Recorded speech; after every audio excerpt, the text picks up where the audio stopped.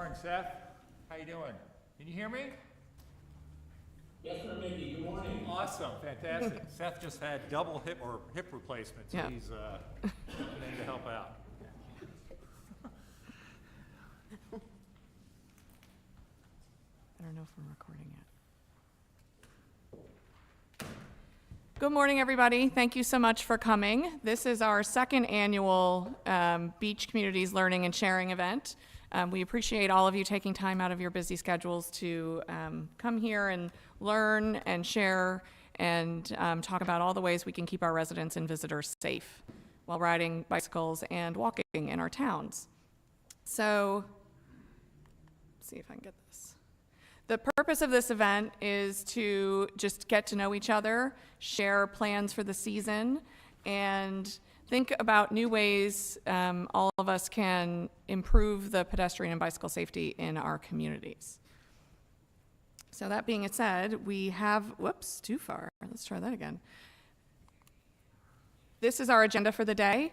We're just going to kick off. We always start our meetings with a safety contact, which is a story about ways we are working to keep each other safe. DelDOT will speak, and then we'll have each of the community speak for a few minutes, and then we'll have a presentation from DENREC, and then we'll summarize, and then collaborate is, pizza over lunch. So hopefully everyone can stay for that, or at least take food with them when they go. You're also required to take donuts with you when you go. And that being said, I'd like to, you want me to introduce the team, or you want to introduce the team? Okay. This is our Bicycle and Pedestrian Committee. We started in 2021.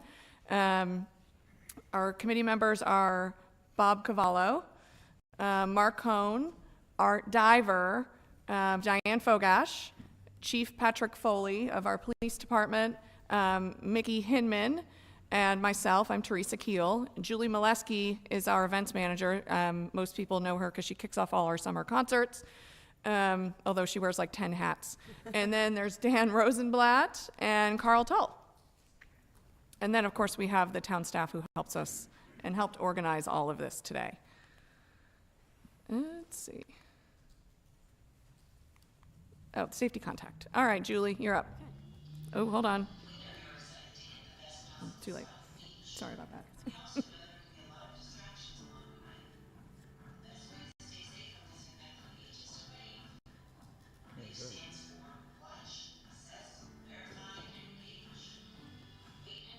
You have a microphone.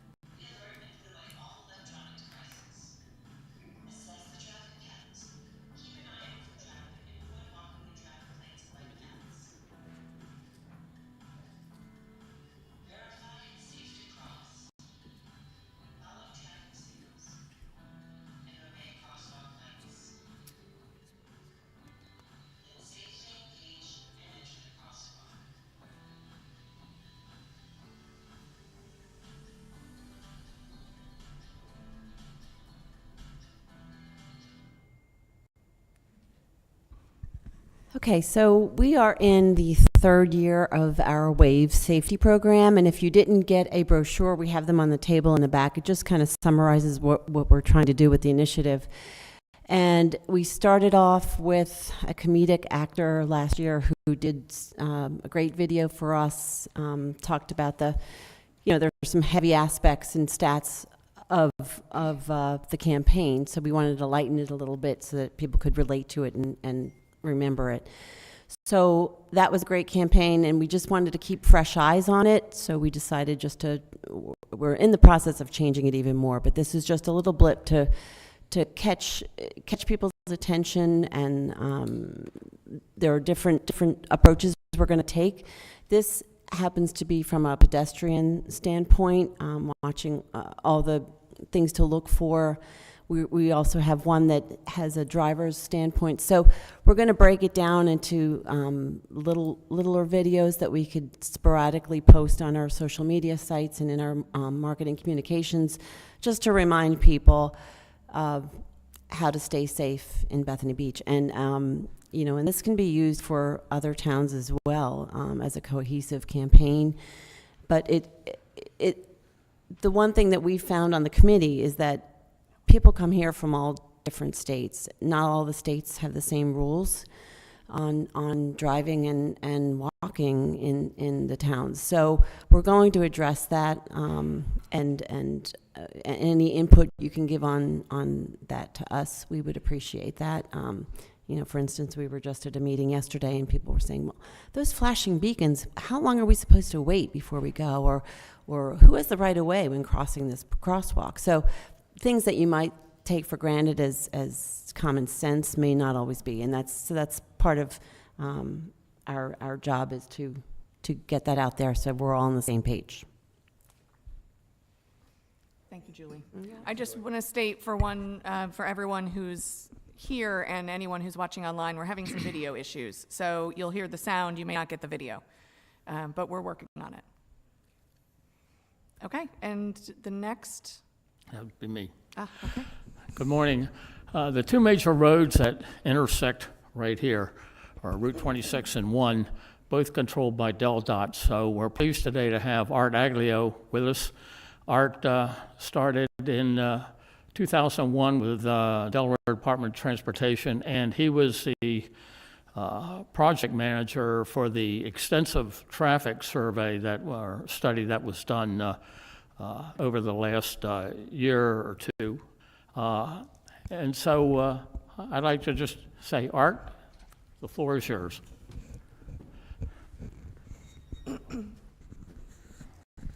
I'll go by Art. Does this? Anthony Aglio. I work for DelDOT in the Active Transportation Community Connection section. Is everybody ready for summer? Yeah.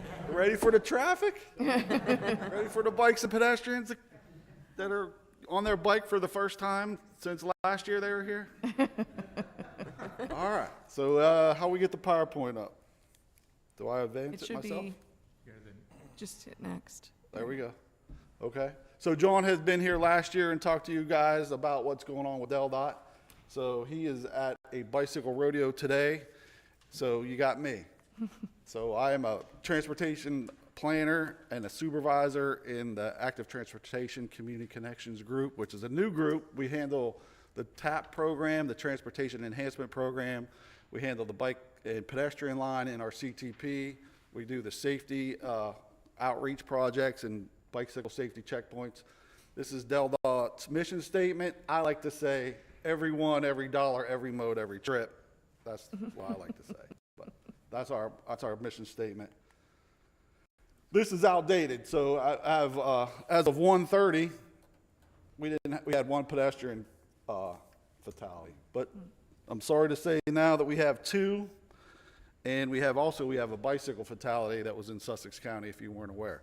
I have paper copies. I have 25 copies of updated statistics I could leave here with you. But yes, and the bicycle fatality was actually on the Junction Breakwater Trail coming through a development. So, not to say there's fault or blame, but DelDOT did not design that section of trail, thank goodness, but that's where the accident happened in the development. This is our biggest project in Sussex County. Now, I only can speak for projects coming out of our shop, so that is the Active Transportation shop. So this is one we've been working on for a long time, and I'm getting older, but when I first got to DelDOT, we did feasibility studies here back in 23 or 24 on the Georgetown to Lewis bike path, rail to trail. At that time, it was rail to trail, and as you know now, the rail line has been removed all the way to Fisher Road and even further to Route 5. So that part of the pathway is only trail now. And then moving towards Georgetown, it will be rail with trail. And we did one section near Sussex Academy that's already built. So if you've experienced that, that's what primarily the new section of trail will look like. However, there is a substantial amount of boardwalk along that trail. So this is what it looks like in front of Sussex Academy, but we also have 1.5 miles of trail on a boardwalk because there are so many wetlands to cross that we need to put it on a boardwalk. So it'll be physically separated from the rail line, as you see in the pictures, like this, if not on a boardwalk. And then we did work with Sports at the Beach to allow us to have access to that property. They're all for it. No admission needed at Sports at the Beach if you enter by pathway, So this has been out for bid. It has been, we have selected a low bidder. Our recommendation to award letters have gone out. So construction is going to start on the new section by midsummer. So there was some nervousness about raised grants, the federal grant that we applied for to get this funding, and we had our grant in time, and the funding was allocated to us at DelDOT so that we are still able to use that money. Newer grants are on hold, but this one made the deadline. So it's on board, it's ready to get constructed. We already had a fake ribbon cutting, so it's gonna happen. Okay, Double Bridges Road is more closer to home, so we're doing a multi-use pathway on Double Bridges, all for this section, all the way out to the pump station. What's the name of the road that comes in? Parker House, correct. Sorry about that. But yes, and the important thing about here is we're trying to redo the cross section somewhat in the first section where the developments are. So we're going to reduce the speed limit to 35 mile an hour. We're going to put crossing islands at various locations along this section and try to calm traffic down for at least that first half mile or so. Once we get past the developments, we're going to cross back on the other side. These developments were apprehensive about putting a trail in front of their development. So there was a little piece of pathway that was already existed. So we're going to use that, cross back over to the other side, and then follow the utility. Basically, the utility had cleared the trees on that side, so we're following the utility alignment in our right of way all the way out to Parker House. This one is scheduled for construction, I would say fall of 26 if things go right. So we have a lot of work to do with stormwater. As you can imagine, we're building a stormwater pond in some of the Denrick land and negotiation with property owners. Luckily, the state owns a lot of land along this corridor. Cedar Neck pathway. So these projects are coming out, and good or bad, I don't mind it, the Hawker Gray pipeline. So this is another good project that connects to Fresh Pond State Park. It goes basically from Assawoman Canal all the way to Hickman Road. We're connecting the pathways on the northern side and placing sidewalks on the southern side. So this one is a little bit ahead in the pipeline. We actually met with property owners earlier this week, and it seems like some of the confusion has died down. More people are willing to sign now. Maybe it's because it's getting closer to summer. But this one is scheduled. What PS&E means is we get the bidding documents ready, and then we're trying to anticipate a November construction. That's best case scenario. That's, again, if we get all the folks that we are trying to buy easements from to sign. It seems like I think we need 35 easements. We probably have about 25.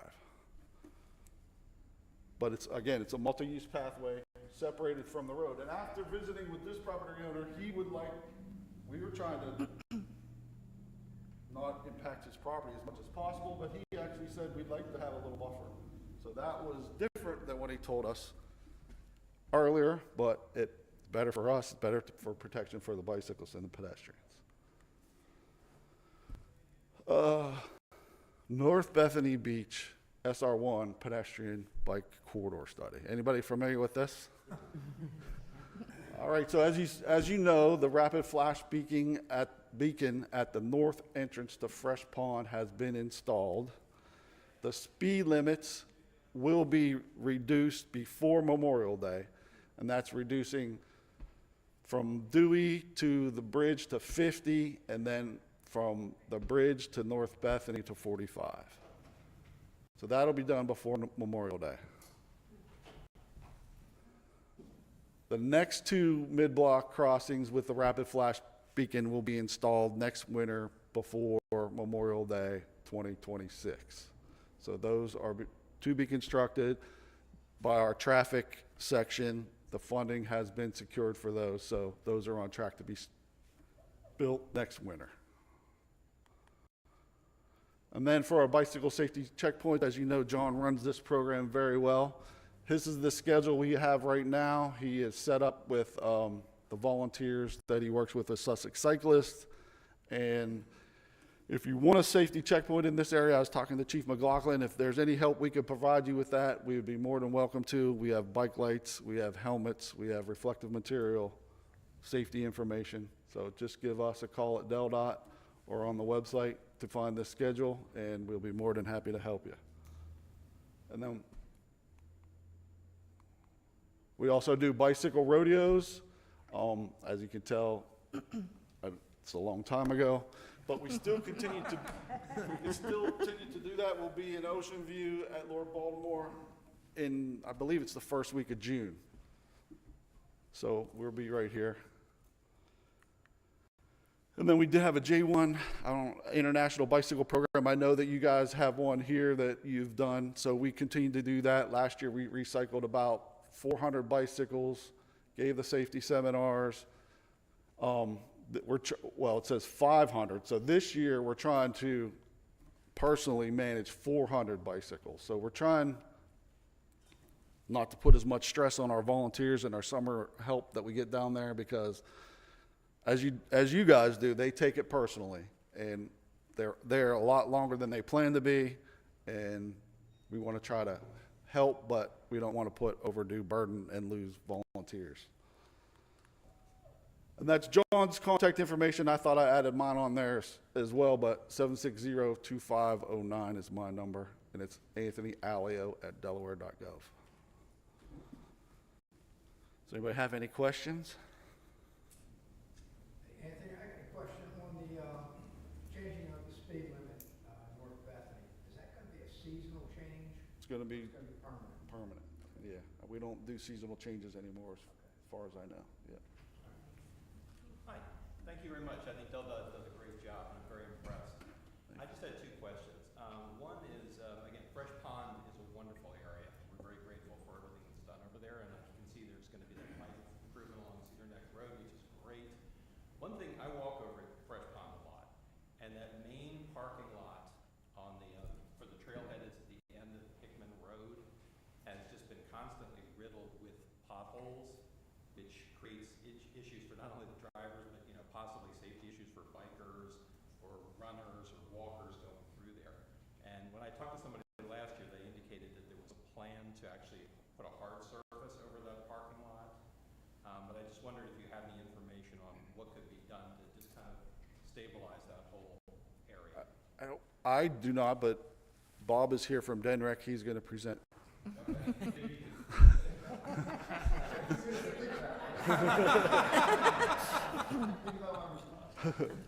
problem. Again, if somebody could look into that, I think it'd be great just from a safety standpoint. The second point I just wanted to bring up is, I'm very grateful for all the work that you're doing, and especially the reduction in speed that's coming up here. One thing, when I attended, I think a number of people on the committee attended a workshop last spring that talked about all the effort that was going into the corridor study and the progress that was being made. And during that meeting, they said there was going to be a follow-up meeting in the fall. Yes, and Seth reminded me of that yesterday, and I forgot. So it's June 3rd at the Bethany Beach Library, 6 to 8. Perfect. And Thank you so much. Yep. I apologize for that. I got one more thing. Uh-huh. So this new project on Cedar Neck, that's going to dead end at the S1 Canal. Correct. Other side of the canal in Ocean View, we have no bike lane, no sidewalk. Yeah, I remember trying to get sidewalks in Ocean View, and I think what from Jeff Nisgoda, who is my supervisor, is telling me that Ocean View is working with those property owners to get easements. Yes. Because last time we tried to do it through the TAP program. So in the TAP program, easements need to be donated. So I think the city is, or the town is working on getting easements to continue that effort. I remember, no sidewalk signs. Crazy. Same people want them now. Oh, how about that? Yeah. Anything else? Quick question, Art, if I can. And forgive me, the work that you're doing out Double Bridges Way, it stops at Parker, is that right? Parker House, yeah. I mean, Representative Gray would like us to go further on a phase 2, but that is not, there's no funding plan for that yet. Is there anything we can do to help you get funding for that? Well, that's a good point. So back, I don't know, again, a long time ago when I first started working at DelDOT, we did a bicycle pedestrian plan in the town of Bethany. I would take advantage of the funding, and if you want to do a regional bicycle plan, just ask us to do that. I mean, we have funding through our statewide regional planning program that will help with a bike plan. Then you have prioritizations. So in other counties, there are MPOs, so that is available, and that's how that works. So to get in the bike ped pool, other than having a representative tell us you need to do this project and talk to the secretary, you develop a plan, you prioritize your projects, and then when we come back, people are already aware that what we're doing and why we're here. Like I love those two guys, so they get things done. But when we knock on doors on Double Bridges Road, some people have never even heard of this plan or project or anything. So it makes it difficult, and it makes it harder to get easements. It makes it harder to do things. But if you guys are interested in a regional bike plan, a local bike plan, let us know. And then we'll develop the priorities. We'll do it again. You have public involvement, all those checks across, and we'll be ready to go with implementation. So, sure. Anthony, I'd just like to say on the police department side, I know you had some hoops to jump through to get down here today. You guys have been nothing but an asset to this agency since 2008. You accommodated us in your schedule all the time throughout the summer. I know you have tons of stuff to do. Any other agency that's in here, these guys are Class A. A lot of outreach programs that they offer. I just want to thank you for coming and partnering with the police department. For Likewise, many thank years. you. Yeah. We have fun. What will we do? Anything else? All right, let's get ready for summer.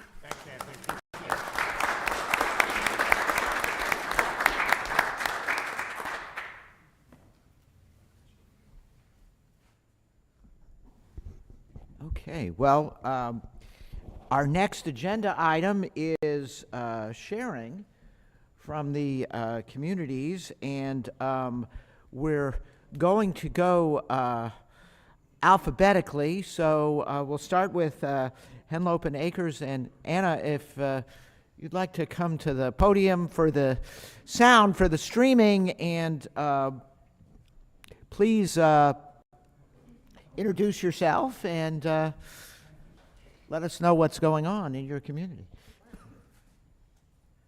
Good morning. Can you hear me? Okay. Wonderful. So I'm Anna Fagan. I'm town manager for Henlopen Acres. I'm here today with our mayor, Joni. I'm going to take the lead on just a little bit about what's going on in our town. So for those of you that aren't familiar, we're a very small municipality. We're kind of an enclave. We 3 streets wide, primarily residential. We don't have any major throughways for car traffic, but we are a throughway for bicyclists and pedestrians, so we do get a lot of pedestrian and bicycle activity. Fortunately, we've had no accidents or incidents in the last 5 years, though there were incidents prior to that. And talking to our head of security, he attributes the reduction in accidents to restrictions that we've placed on street parking. So we do not allow any street parking in town except at cul-de-sacs near the beach area where residents can park and cross the road to the beach. And in terms of regulations and infrastructure, 25 miles per hour throughout town. We don't have any sidewalks or bike lanes, but again, by restricting street parking, it creates a safe environment for pedestrians, bicyclists, and cars alike. We have a number of town-maintained street lamps that help light the town at night. We also require residents to have at least one street lamp in their property as well to assist with that. We do have kind of a unique feature, bridle paths that run behind homes that are, strictly for pedestrians. There's no motorized vehicles there. They are not public throughways, though, so it's mostly residents that utilize those for walking. In recent years, at the request of the town and the Henlopen Acres Beach Club, we worked with DelDOT on installing crosswalks across Duneway, which is a major thoroughfare from the town of Rehoboth Beach out to Gordon's Pond State Park. So that is a great safety feature, and we thank DelDOT for their coordination with us on that. As far as how we'll continue to improve pedestrian and bicycle safety, we'll continue to enforce, the speed limit, restrictions on street parking. We do try to include safety tips for pedestrians and bicyclists in our town newsletters, so we'll continue to do that. And an action that we identified in our forthcoming comprehensive plan update is to try to reduce the number of trash trucks making their way through town. The oversized trucks, they place a burden on the narrow roadways, particularly when there's multiple companies serving residents throughout town. So we'll be working to evaluate and select a single trash company to provide a preferred service in hopes of cutting down on truck traffic.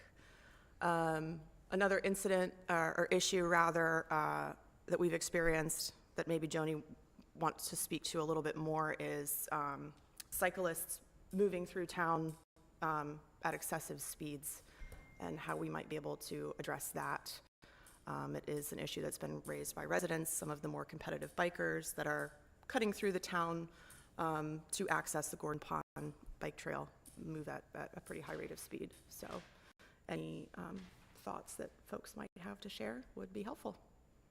So any questions or anything you'd like to add, Mayor? Hey, ma'am, if I can, I got a question, because you brought up a good point. You want to be able to reduce speed of some of the bicycles. Mm-hmm. What I'm noticing over the past couple of years is motorized bicycles. Mm-hmm. And you have a lot of folks going at a pretty good clip where you didn't have it before when you were pedaling. And I know for the communities and for here at the town, that's a serious question, I guess, or concern. Mm-hmm.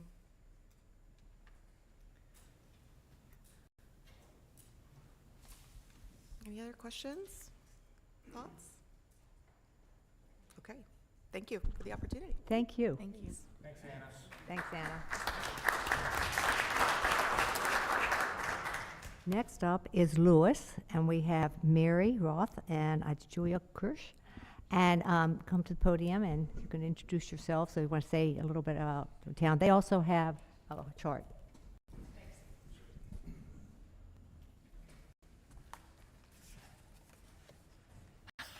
Thank you so much.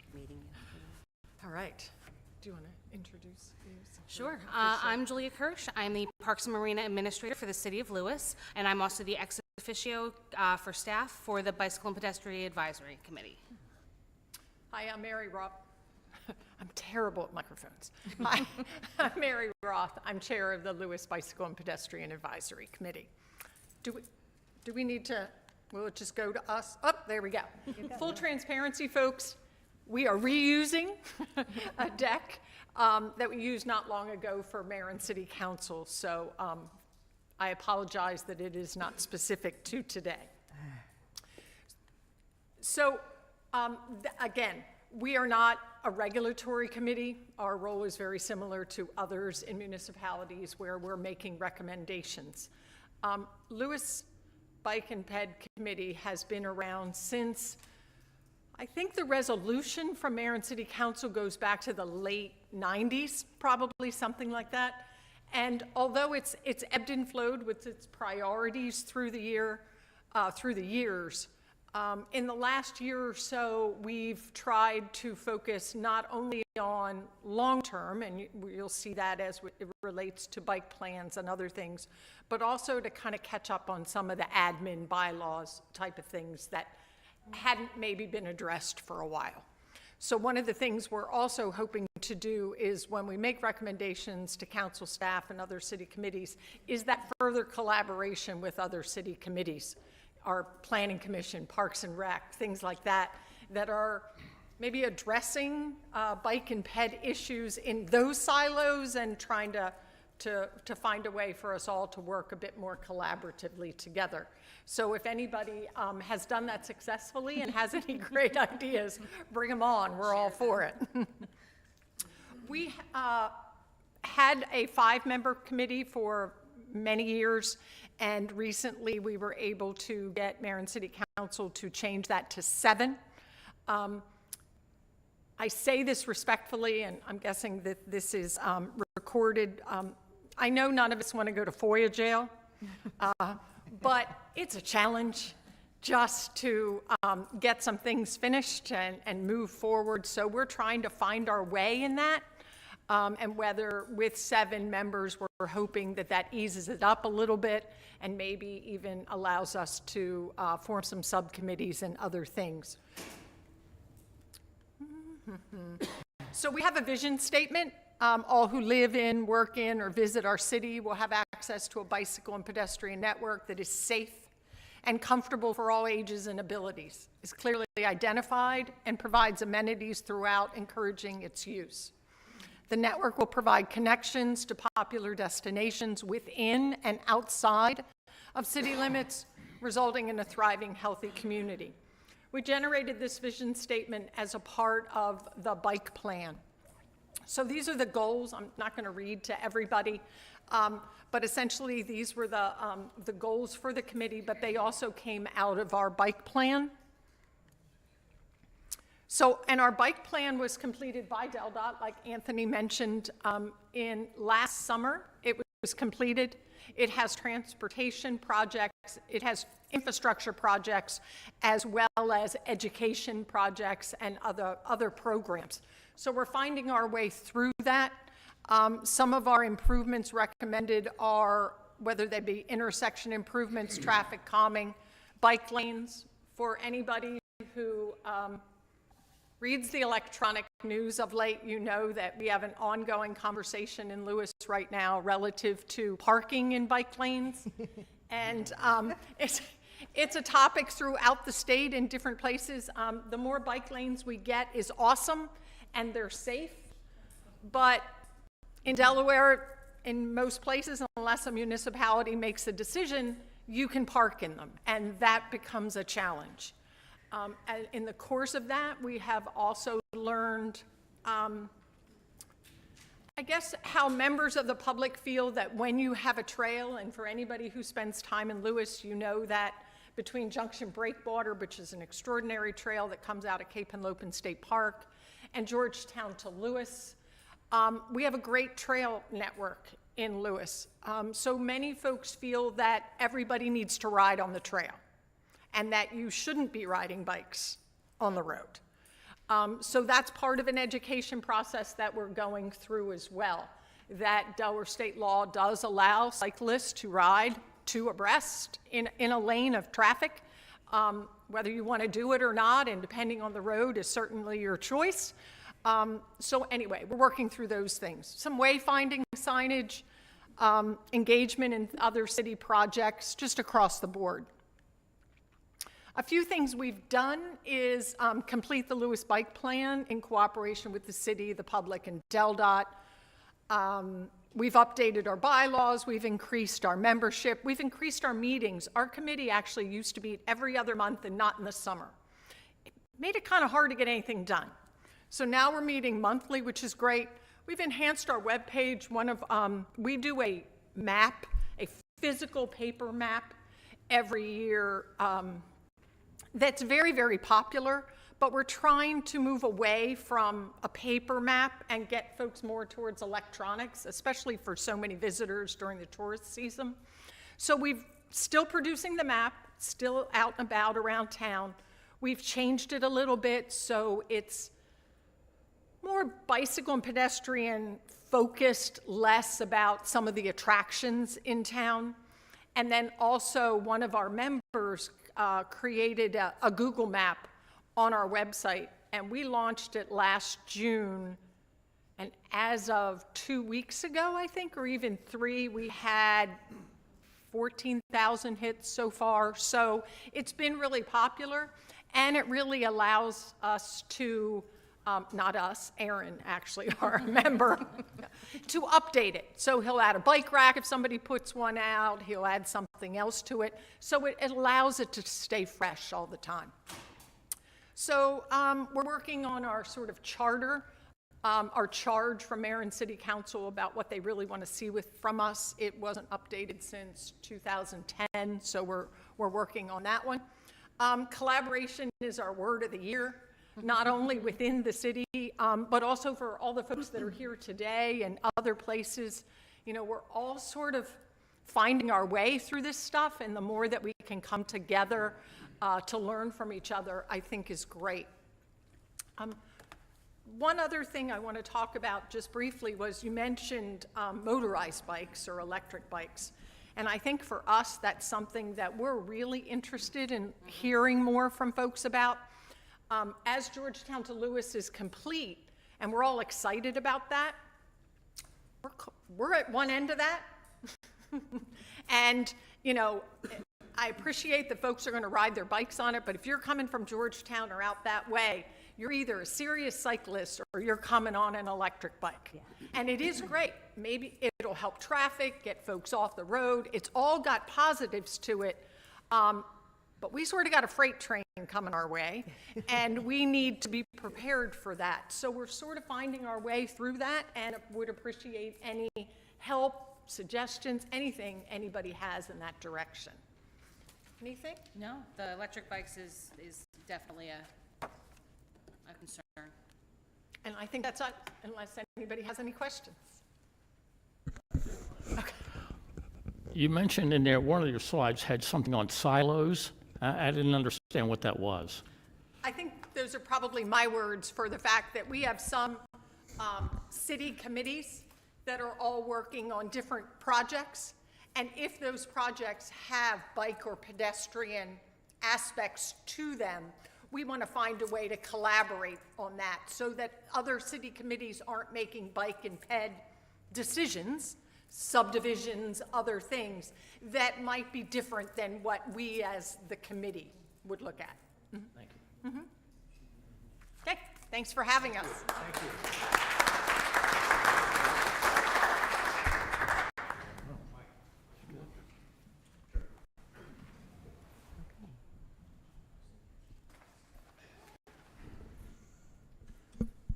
We have AV and we have show and tell this year. But we don't have any electric bikes. Well, good morning. Mike Shriver from ABC Bike Ministry. Number one, I want to thank Mickey for the invitation to present again this year on the bike ministry. Here we go. There it is. I want to first just call out two of our volunteers that are here today. Lewis Melton is one of our volunteers, as well as David Sykes. The ABC Bike Ministry is focused on the belief that anyone who needs bicycle transportation should be provided and given that realistic ability. We focus on two groups. You all know us for our support of J1s. A lot of people don't know that we also support people in our communities in Sussex County, southern Sussex County, that are in need, that are in recovery, that are in a tough situation, and they need wheels to get to and from work. It's part of their recovery process. And so we support those members of our community as well.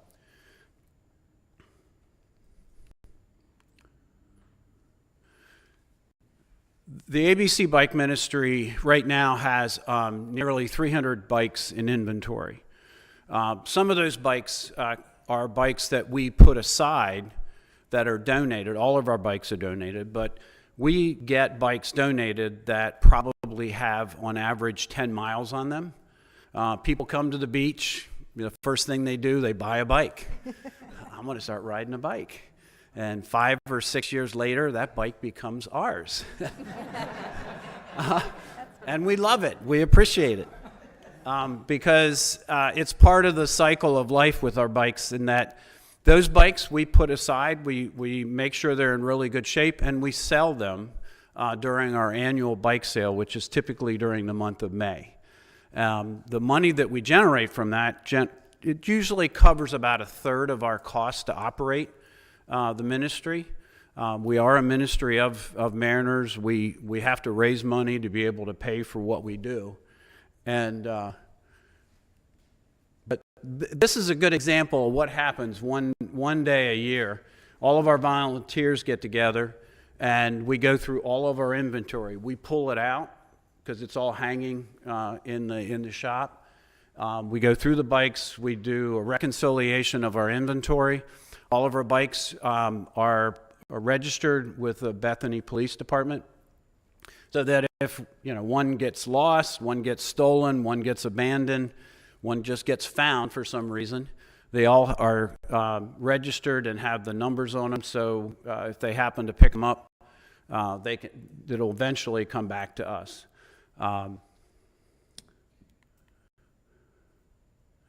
So the impact that we have in the community is we think it's felt pretty well. We have about 20 volunteers that volunteer at ABC. Last year, they did over 2,000 hours of volunteer time. We have a shop on site at Mariners that is fully equipped. And I'd put it up against Randy's shop anytime. And it's like that because of Randy Hall's influence too, by the way, because he's one of our key partners. But our volunteers, we have a set schedule Monday through Friday. There's typically 2 volunteers in the shop every day. On Wednesdays, we have two shifts, one in the morning, one in the afternoon. Those volunteers also drove over 4,000 miles last year. And that is a combination of things. Number one is we have a service program. When the students arrive, we give them a bike. They get a helmet, a lock. They have lights on their bike. We put them through an extensive bike safety program that's run by our trainers. They're nationally certified. We give them a phone number. And if that bike breaks down, gets a flat, the chain breaks, the wheel comes off, they crash, which does happen. Our mechanics, our volunteers will respond to that and will go pick up the bike, fix it, return it to the student. We sometimes change the bike out. So you see us riding around a lot during the summer, and then when we're going out retrieving bikes. Last year we had only a 7.5% loss of bikes. Typically, it can run anywhere from 16 to 20% shrinkage in one year to the next.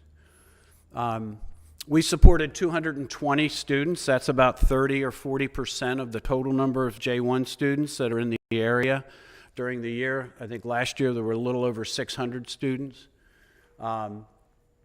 We've supported, that indicates 10, but when I went back and checked the numbers, we supported about 10 people in need in the community last year, as well as students in the school system, kids that need bikes. Lewis has been in contact with the Indian River School District, and we have a program where if we get 6 or 8 kids' bikes, we ship them over to the school district, and they make sure the kids in the district have them.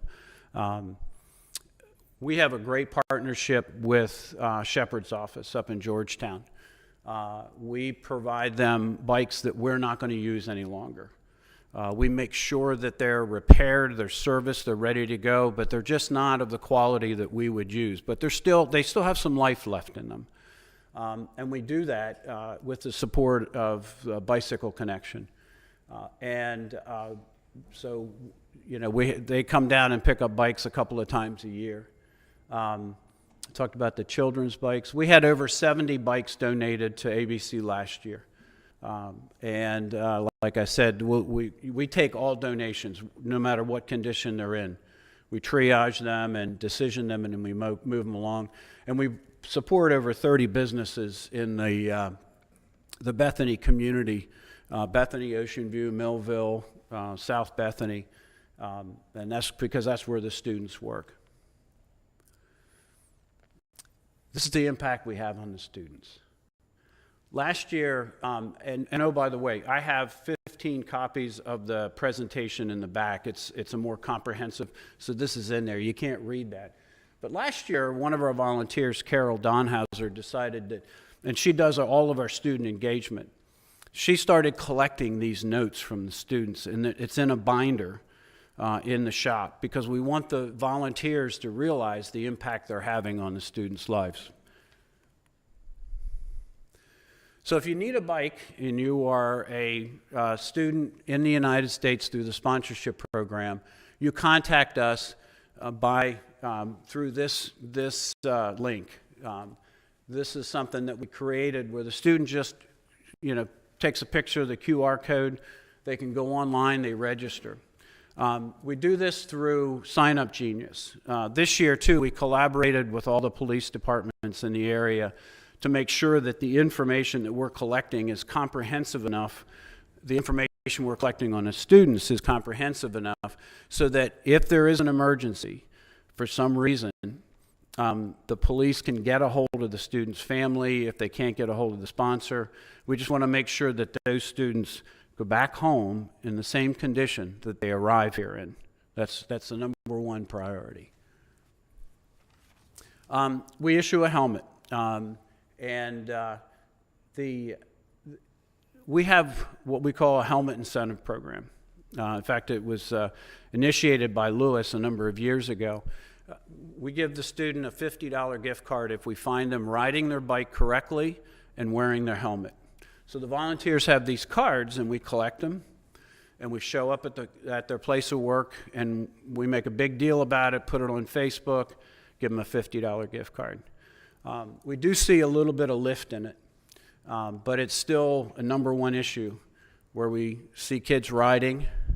They've got their phone in their hand, they got earbuds in their ears, and oh, by the way, neither hand is on the handlebars. So all of our students are required to go through our safety training program. We have 4 volunteers that have been nationally certified through the League of American Bicyclists. They do the bike rodeo type of program. There's classroom work. They get helmets, and we get lights. We've got a great partnership with John Fiore and DelDOT with the bike program. Last year, John donated over 150 lights sets to us. I'm picking up 250 reflective backpacks, string backpacks.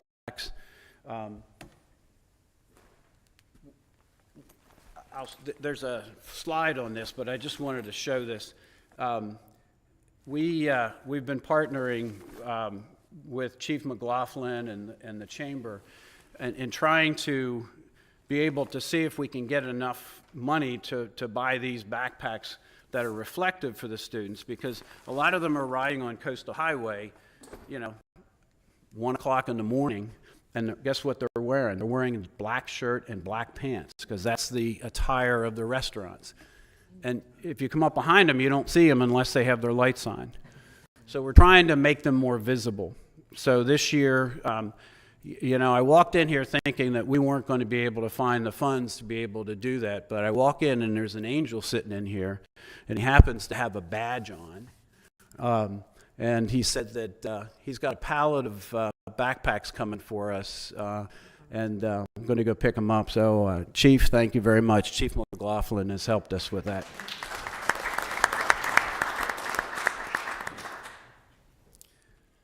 So we have got some of the most talented volunteers I've ever had the opportunity to work with. These are men and women who have had incredible professional careers in anything you can think of. And a couple of them have gotten together, Dave being one of them, with their creative gifts that they have. Wearing a helmet's really important to us. And we know the only way we're going to get students to do that is if you change behavior. And the way you change behavior is you constantly provide information and you constantly set expectations. And so they've developed two different new methods. One, there's a series of posters that are going to go up in places of employment. They're going to have different messages on them, and they're going to look somewhat like this, right? But the second thing they came up with, all on their own, through just a 15-minute conversation one day about do we keep the helmet incentive program or not, they came up with a series of 10 videos. They're 50-second videos. They're all going to be produced in the language of the students. We're going to push them to the students on a regular basis, and we're going to have a raffle set up so that if they watch the video and they click on that they have, their name goes into a raffle, and we're going to raffle, give them a prize. This is where Mickey. This is where the video is, right? Yeah, it should be.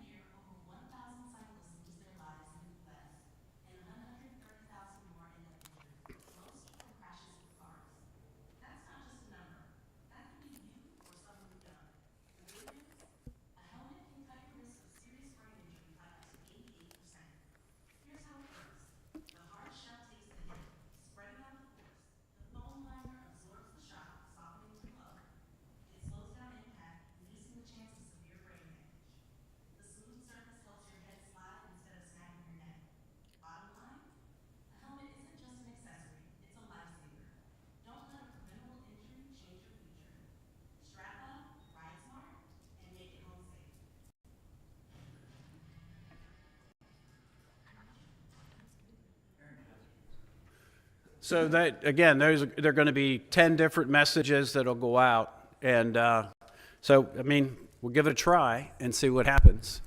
And so the other thing we were talking about it on the way in is the idea of start pushing some of these videos out to the sponsors before the students get here.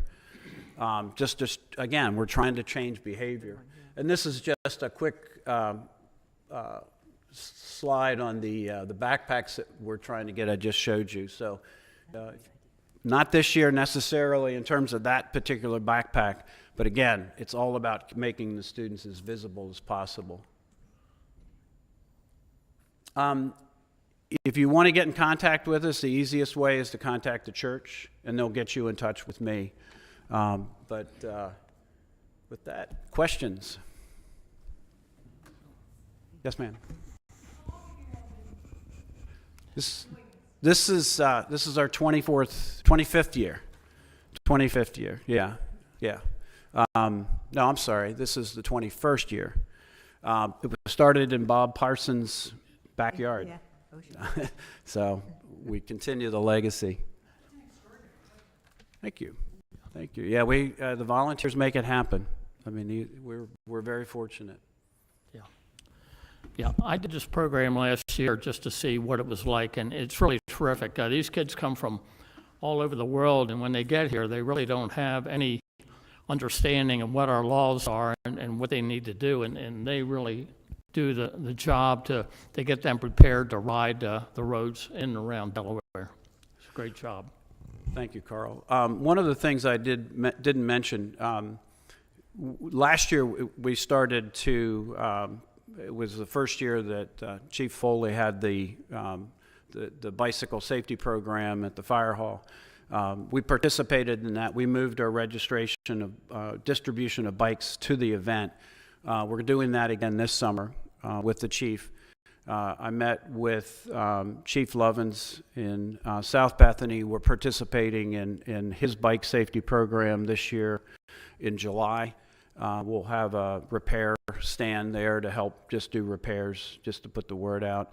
And then we also attend the St. Martha's picnic for the J1 students. We do repairs there because typically we have about 50 bikes that we have to fix while they're there. So, any other questions? All right. Mike, I just want to comment. I think that the whole idea, you know, highlighted the idea of like changing behaviors, because we all like to do things that are around rules, procedures, signage, and the like. But ultimately, it's about engaging with people in a way that actually gets them thinking about it. And you highlighted the sort of the visual part, posters, the visual part, the videos, and then the follow-up with, you know, the raffle and then engagement piece. So that's awesome. And thanks for everything you do for the community. It's fantastic. So No, it's our pleasure. It's a labor of love, as they say. Thank you very much. thank you.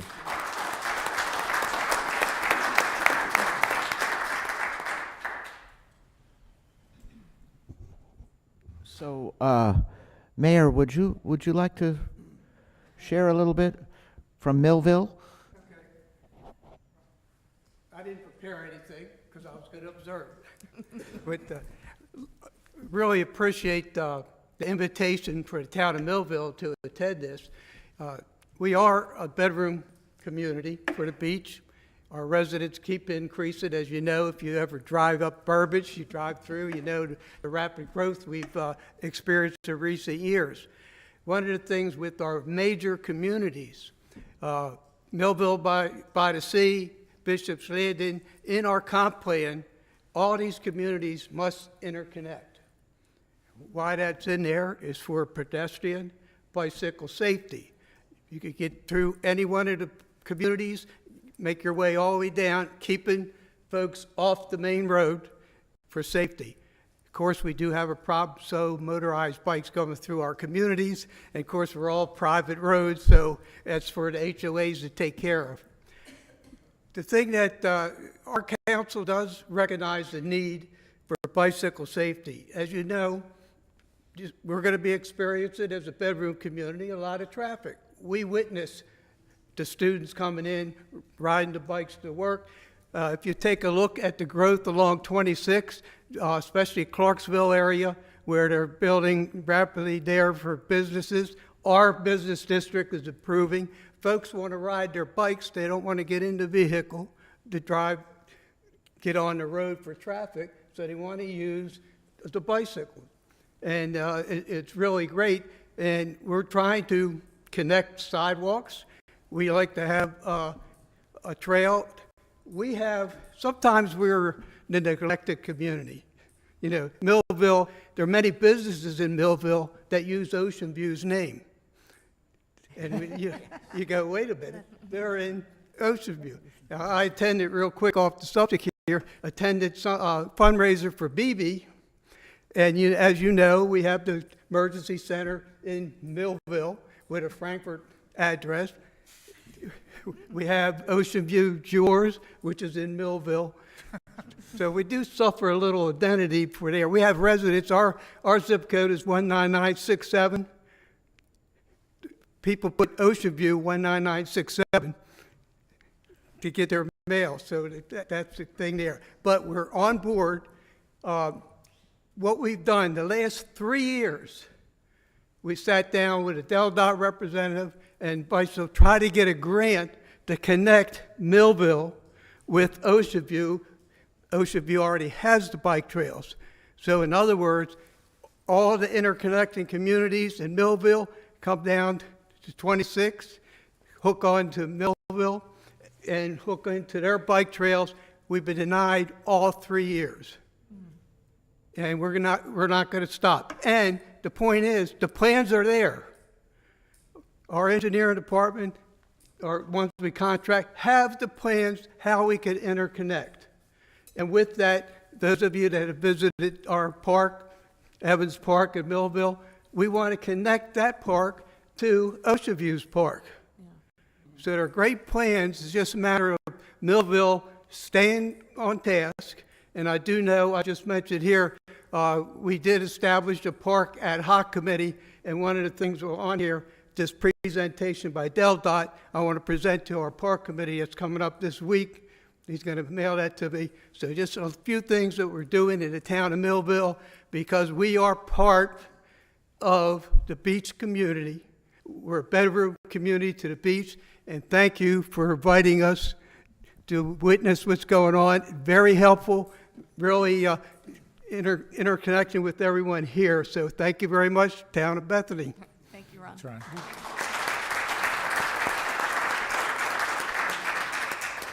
Hey, Ron, I just want to follow up on one thing, and Dan asked the question a little bit. No, you're good. Dan asked a question before about what can we do to help support things. So that's a thing that, obviously, that initiative of connecting Millville and Ocean View is great for Bethany. It's great for South Bethany because we're all riding on all those same areas. I think all of us can try to engage with our legislators and the like to support that. So thank you. We're trying to be a good neighbor. Yep. You are. So, Seth, I think we can hear you if you'd like to talk about the work in North Bethany. Yes, sir. Can you hear me okay? We can. Yes. Yes. Yes, we can. So, first of all, I apologize for not being there in person as Mickey and Teresa had hip surgery, so easier for me to be here. So I appreciate that you guys accommodated me, everyone accommodated me. And then just watching this on the screen, what I will say is, you know, nowadays you watch the screen and you kind of walk away and you want to turn it off. Hey, the amount of good news and positive progress that I'm watching right now, just listening to everybody speak, is very refreshing. The collaboration, I feel like I've met a lot of people in the room. Mary Roth has been so helpful, and Lewis Melton, I met with him years ago.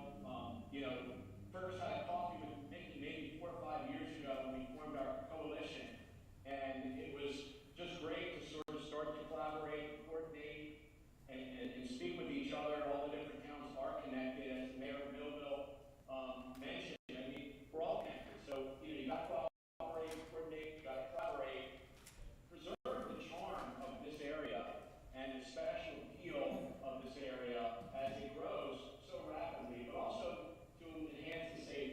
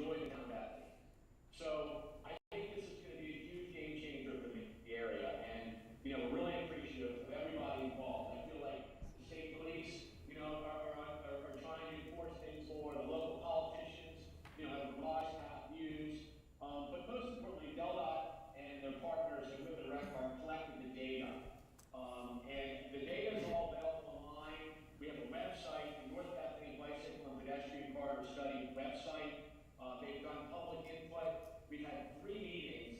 As Anthony mentioned, there's a meeting on June 3rd at the South Coastal Library. We had one last May.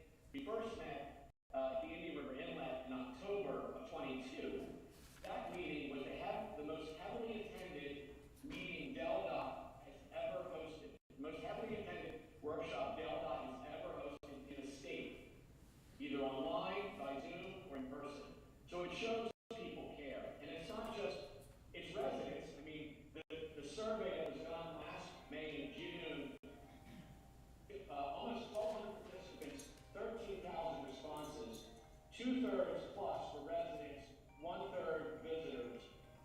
50% of the people supported or strongly supported speed limit reduction. So, the evidence is clear. We're excited. We're all connected. As we watch this play out, I just want to thank all the partners, thank everybody, and we're open to input too. As things, what I've been told was that 45 is what was determined as the starting change to the speed limit. And with the RFPs, the one at the Fresh Pond State Park and the 2 more that should come up shortly, we'll see. But maybe there's a more appropriate speed limit than 45. The big game changer for the area are going to be separate, low stress network bike paths. I think that's this chart that I have, the 3rd chart that DelDOT did. And there's many options for this. The beauty of North Bethany's roadway is the danger is it looks like a drag strip, right? Because it's got a wide median, it's got extra wide lanes, and it's become a drag strip because of the 55-mile-an-hour speed limit that, because we're unincorporated, we don't have a state police, a police force besides the state police, people get away with driving 70, 75 miles an hour. The beauty of this roadway is that there's no easements, right? You can shrink the median. You can shrink the lanes from 11 feet to 10 feet. You can put a bike path on either side of the roadway pretty easily. And it seems like by the survey that was done last summer, most people don't just want a bike path. They want a barrier between them and the cars. And this chart shows you the different options. So any input on that at the June 3rd meeting, I think, would be super important. So I think that's all for me. If there's any questions, please let us know. But once again, North Bethany welcomes any collaboration, any coordination, and any input from all the towns, because we are connected. And the ability to move around the slower lower via bike or by running or walking is a right that we all have. It's not just the road. The roads aren't just made for cars. They're made for everyone to use. Great. Thank you, Seth. Really appreciate you joining us, and continued great recovery. I had a chance to meet with Seth for the first time. We had coffee. Seth, remember up on the boardwalk a number of years ago, and that was the first that was the first time I met Seth. And after our second cup of coffee and his energy and enthusiasm, I said, I gotta stay with this guy because it's really infectious. So thank you, Seth, for everything. Appreciate it, sir. I think we have the chance to make our area, all the towns connected, into a blue zone. And by the way, if you haven't watched the show on blue zones, you get older, you care more about living longer, right? So, outstanding. And you can imagine what the lower slower could be like. Shared use bike paths. Thanks, Seth. Thank you.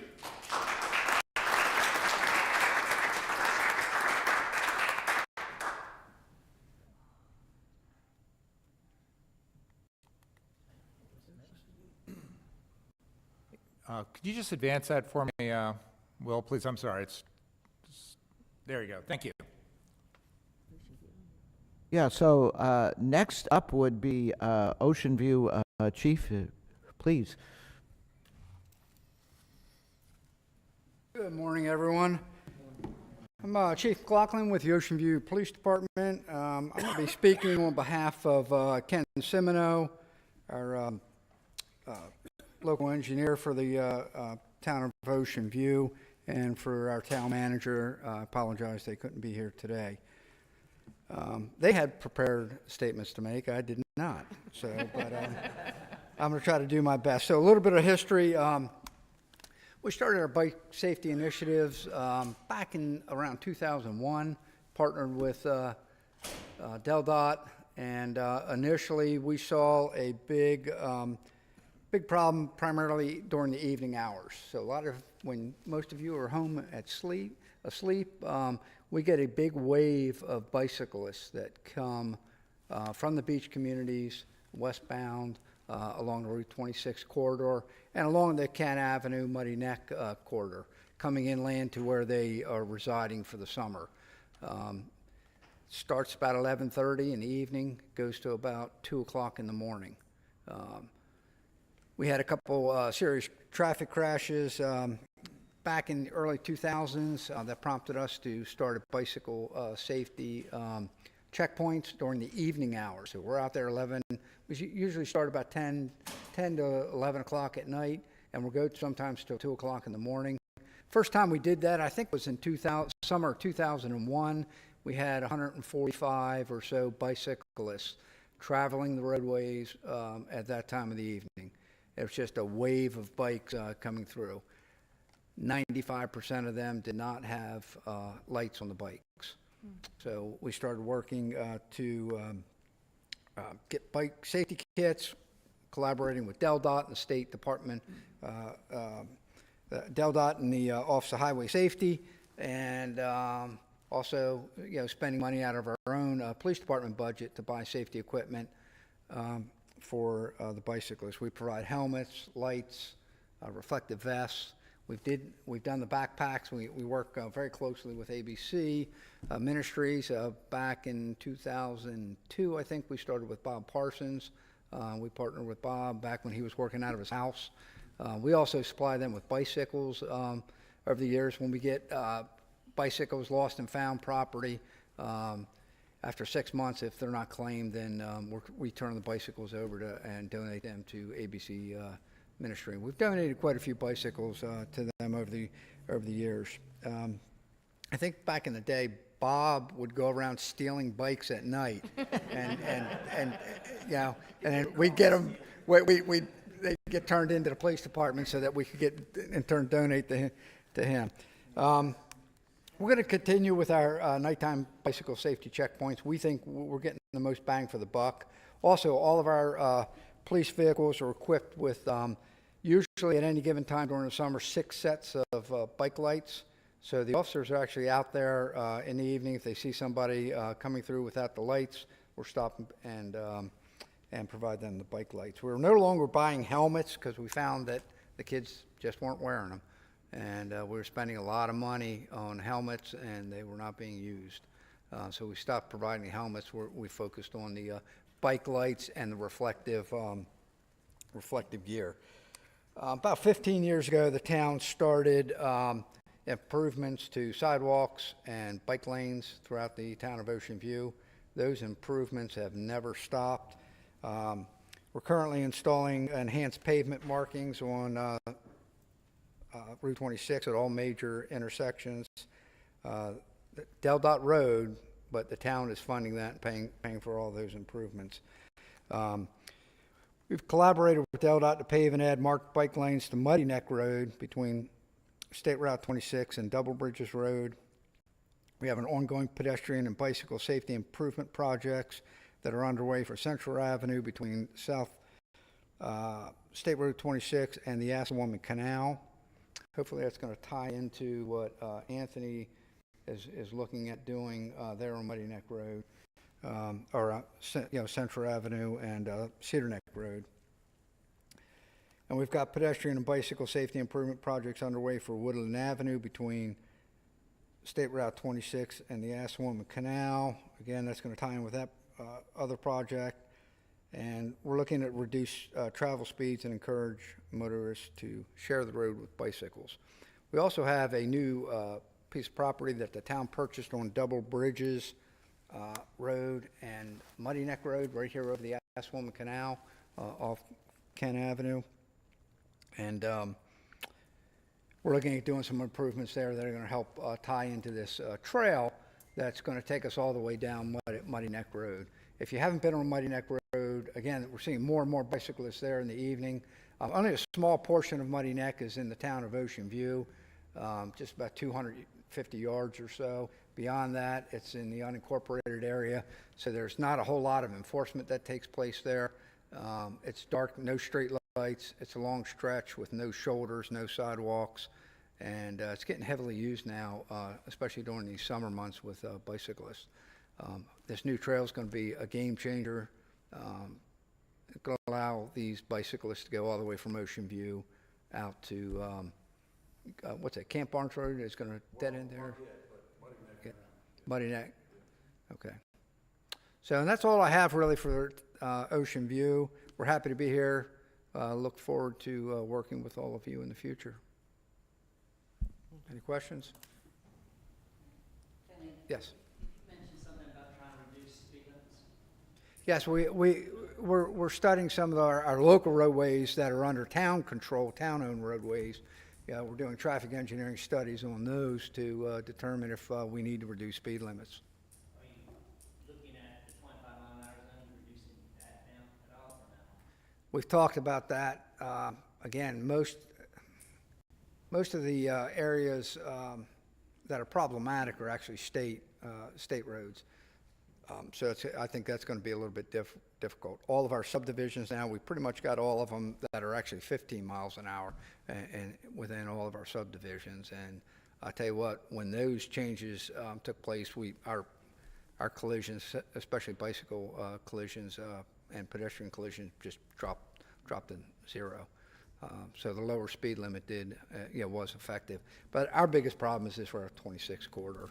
That's where the bulk of the bicycling are using, and that problem's not going away. I don't know.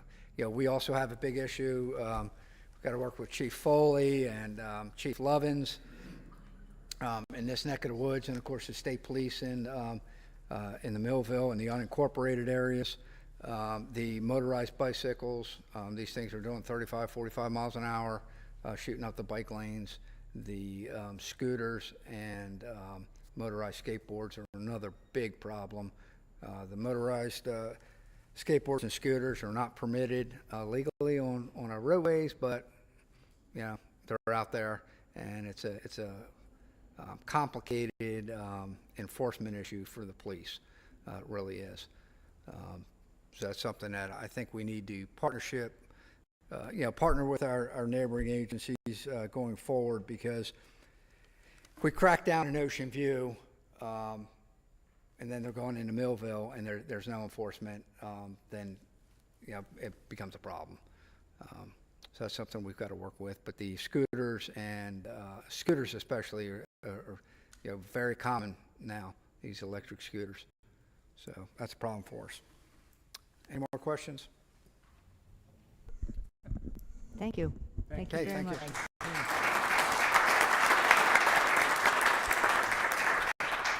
Next up, we have Rehoboth and Chief Banks and his committee. And please introduce your committee also. Thank you. Yes. Well, thank you. As mentioned, my name is Chief Keith Banks, and I've been with the department for 32 years. So I've seen a lot of changes. I think the only other one is Chief McLaughlin in here. How long have you been working? About 32 years, came on about the same time. So a lot of different changes.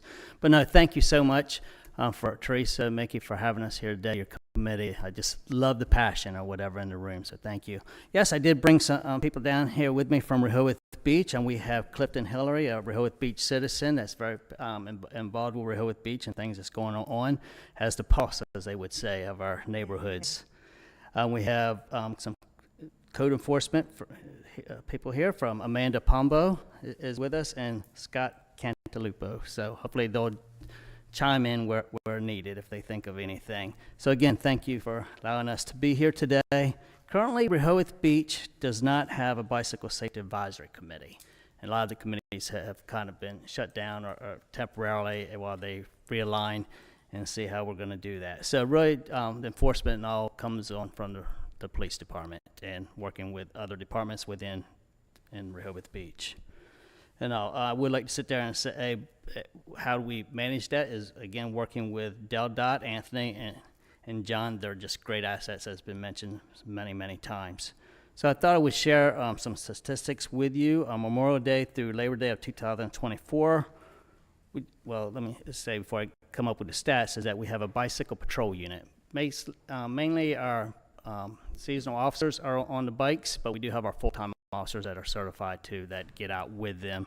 And also some stats through that, we did have to issue 81 citations last year, and most of those were the e-bicyclists and I think it's important to state too that we give warnings first. So it's usually the same individuals we see time and time again, because like in Rehoboth Beach, we can't be on the boardwalk after 10 o'clock. Not supposed to have electric bicycles on the boardwalk or Rehoboth Avenue, and they're up there time and time again.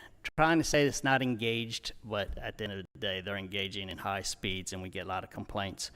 So even though it was 81 citations issued, they all were pretty much, probably not 100%, but the large majority were given warnings previously. And we did have 914 documented warnings. So that is giving stops, actually giving bicycle warnings paperwork out, saying that a lot of it was for no lights, as Kenny mentioned, at night and things. And when we do that, I will say that we go ahead and hand out a bike light, but not only do we hand out a bike light, we actually install it for them at the time. And we, again, did that. We handed out 189 or installed 189 bike lights. And again, that was through DelDOT's contribution of giving those out to us. So again, thank you. Traffic crashes. Bicycles, we did have 3 in that time period, 5 in total for the whole year. The bicycle crashes, basically it comes down to two types. Someone opened their car door and hits the bicycle. That was 3 of the 5, and the other 2 was mass transit. DelDOT DART buses and the Jolly Trolley commuting around while they're trying to pass the bicyclists on the roadway. On Rehoboth Avenue, it gets very tight with all the traffic in the median and on the outside. Mopeds, we had, again, 3 total crashes through Memorial Day to Labor Day, but again, 5 through the total year. Again, 2 of those were unfortunately DUI related. Now, they were regular motors and scooters. They weren't the e-scooters. And also they were from driving under influence of alcohol. And then the other 2 were, again, car doors, believe it or not, for a moped to strike it. And then thankfully, we had no pedestrian accidents reported the entire year. Mentioned this, that we work with DelDOT, so we do help out with the J1 Visa student program, the bicycle loan program, and we go out there and try to help with the instruction when we can. We send our bike officers out to help out with that because they're getting information about riding on in a state area on the highway and coming back and forth and crossing, but Rehoboth Beach has their own laws and things. We don't want bicyclists on the sidewalks where they can and not go. So we tried to sit there and incorporate that together, the same speech, to make sure we get the same safety message out. We do work with off-highway safety campaigns, as all the police departments do, speed enforcement, aggressive driving, DUI patrols, pedestrian crosswalks. I don't know if I'm sure Bethany and other departments are familiar with pedestrian crosswalks. We get quite a bit of funding through the off-highway safety where we just have officers out and all they do is give warnings. If somebody's not using a crosswalk properly, we stop them, give them literature, and we just document that. And sometimes there's giveaways and things that we do with that. And that's actually been very successful. Of course, you still get the ones that will throw the literature down on the ground in front of you or argue that you've stopped them and just try to educate them. The ones that this is always surprising, the ones that get agitated the most with us by doing that is usually the parents, because we're stopping the parents and trying to correct them and it's in front of their children. We try to always be polite and respectful, but the main message is we want to make sure the younger children are doing the right thing. We want everybody, but at the end of the day, we're looking out for the younger ones. So that's been a good campaign that we do almost every weekend, almost, in the summertime. So we're very fortunate to have that extra funding. In 2024, the City of Rehoboth Beach did contract with the Rossi Group, and we had a traffic and parking study done. Some immediate focus recommendations came through. that we put in before the summer season 2024, and that was to help with traffic calming and pedestrian safety measures on King Charles. King Charles is one block off the boardwalk, off the ocean, and it's really wide, so you can get cars picking up speed. And quite honestly, it looks faster than it is when we're out there with speed enforcement, but perception is reality, as we all know. So we try to get out there and do things. So they did go ahead and put some calming device in. I did have some pictures. It was just a temporary, and I'm going to have to step my game up next year and actually put a PowerPoint together, because you guys are really making me look bad here. So I don't know if anybody can really see this, but it's just this temporary stopway, basically in the middle of the street, that they come up with and help with the crossing. So the city did that, and they put out a lot of messaging about it, wanted a lot of feedback from that. And what did the surveys come back through? Well, it was mixed reviews. We had 106 responses throughout the summer. 22% were from residents, 74 from visitors, and 4% identified as other. Not sure what that means, but that's how they identify themselves. And quite honestly, the majority did not like it. They thought it was ugly, and it was just temporary. So yes, it didn't have everything as fancy as it could be, but they did not see it as an issue or a problem. You know, you had a large percentage just, I don't care, it's okay one way or the other. But they really did not want it. So in January, the city went ahead and took those back out, and right now I don't think there was any plans to permanently put it back or do anything, just more study. So from the police department standpoint, I actually liked it. I can tell you it did slow traffic down. People were using it and stopping, and I could see that. I saw it a lot with the handicap and the elderly kind of just stop in the middle, and they feel like they're rushed and almost falling down. So you know, you win some, you lose some, but I certainly understand that it wasn't, change is hard at times in the town. Do you have anything you would like to add on that with the crosswalks? Because a lot of people didn't like it, and I certainly see why, how it was set up, but you know. You know, I'd just like to ask a question. We have a debate in Rehoboth about sharrows. Yeah. Does anyone else have sharrows? And are they staying or are they going? A sharrow? Well, that's exactly the point. People don't know what they are. A sharrow is a shared use marking. It's a chevron with a bicycle underneath it. Identifies that bikes are on this route. It's supposed to keep bicycles away from the corridors. I don't know. We studied that once, and it was mixed. It didn't. I don't know. I would say it wasn't like above 70% or something. Most of the people just rode on the road as they always did. But it's other communities, which is not the preference of use, but it might show a route through town for bicyclists to stay on the road that has the sharrows on it to get from A to B. But it's just a marking in the middle of the road with two chevrons and a bicycle.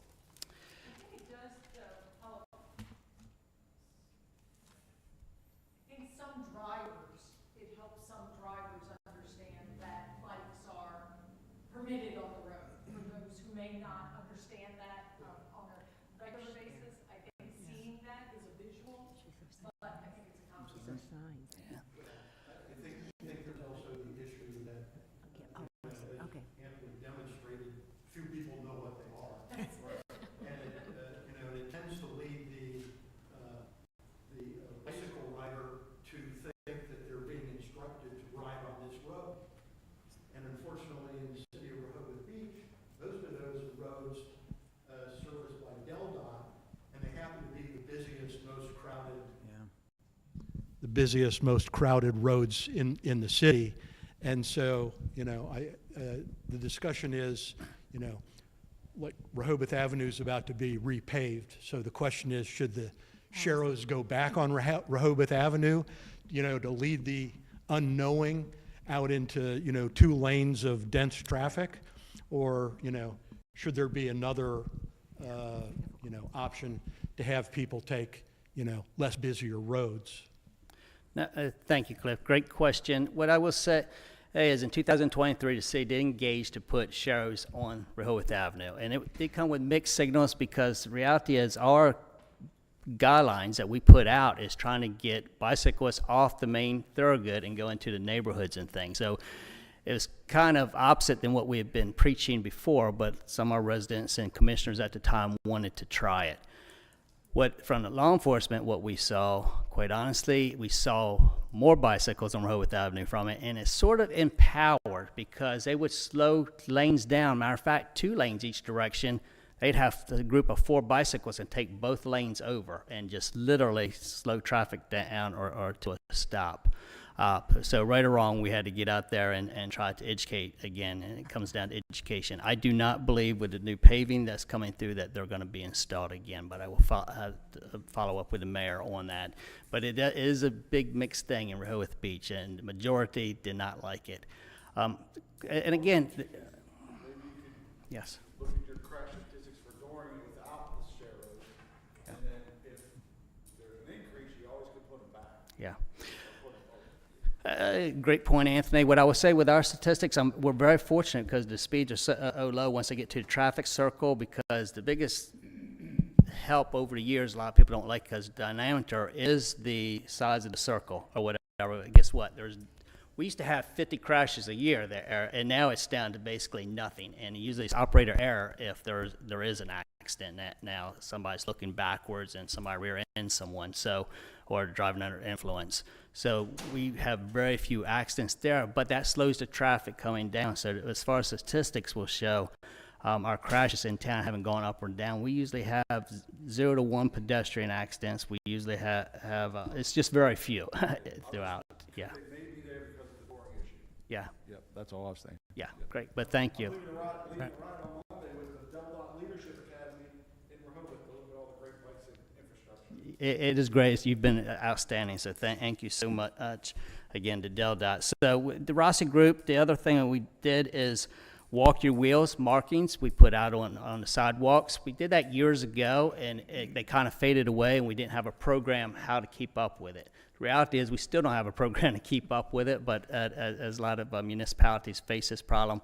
But it was a big help because we could actually see people get off their bicycles and start walking in when they started seeing that. So walk your wheels markings on the sidewalk, it's just a stenciling, did work really well.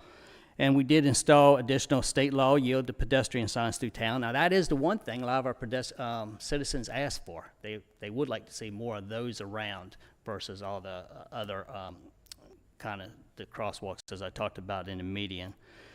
And so let's see, that's pretty much what we did. We did because of that. And the increase in bicyclists that we saw is that we increased the bike racks. There's never enough bike racks in Rehoboth Beach. The problem is there's so many of them now, at times it blocks the whole sidewalks because people pick them up and move them if you don't bolt them down to where it's convenient for them. But we try to work with that. The big thing for us in Rehoboth Beach too is that we started on Rehoboth Avenue was the signal lights at crosswalks. I added amber flashers so you can push the button to cross. Pick that up from Del Dot on Route 1 and all what they were doing there. And that's been a big help in the commitment to Rehoboth Beach. For all the big intersections, state roads and some others, when they're repaving that or doing a new intersection, they're putting those in as much as possible. Again, in conjunction with Department of Transportation. On streetscape that we're doing, we're looking at handicap ramps. I won't go into too much of that, but we're trying to still make it accessible for the pedestrians and things like that. And anytime you do that and the bigger one's accessible, you're losing parking spaces. In the tourist industry, that's, you guys know too well, is always that balancing act that we're always working with. And then it's been mentioned several times, and I don't know if there's any real answers, but the electric scooters and e-bicycles on Rehoboth Avenue and the boardwalk, they're not allowed during the summer months and for most of the year, quite honestly, any motorized types of vehicles. And that goes from May 15th to September 15th is actually what's on the books. The scooters, motorized skateboards, I already said, it can't be operated on public streets or the boardwalk or the sidewalks. And quite honestly, we can't keep up with it. Businesses are selling them. They're all up, down, on Route 1, riding the bus lanes. Then they come in town. They're passing on the right, running red lights and all that, and try to stop them. The reality is, as law enforcement, you look sort of foolish trying to catch up to them, because on a regular bike you can't move around with a car, and they're usually, quite honestly, not everybody, but there's a large majority, just stopping and just kind of flipping you off and taking off, and you can't catch up. And we're even seeing the big wheel ones coming in, and like I said, they're running 40 miles an hour on a 25 mile an hour zone or whatever, and by the time you start catching up, they turn the corner, and where are they at?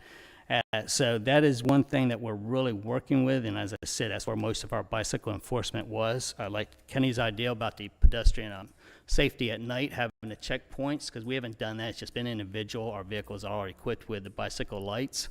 However, I do like that, so I plan on doing that this summer. But it's truly, with the e-bicycles, it's an enforcement issue. I'm in the Lewis Bike Trail all the time, and like I said, they're passing you, and it's dangerous every now and then. I shouldn't say this out loud being law enforcement, but I would love to have a stick and just kind of throw out put it, because it is dangerous, and it takes away from you walking, running, or just out there with children. So it is a big issue. I'm not sure how we can address it as community, but as Kenny knows, we've got to do it together. I can't have heavy enforcement in downtown Rehoboth Beach, and then they're violating the law out on Route 1 and the mopeds. And as soon as they get into an area, they're just flying everywhere and out of traffic. They're crossing 3-lane highways out there. So, and I get it, how do state troopers catch up to them? So again, it's not picking on anyone, but it's going to have to be some laws on the books to really address that, and it has to be a focus. How hard do we want to heavy-handed?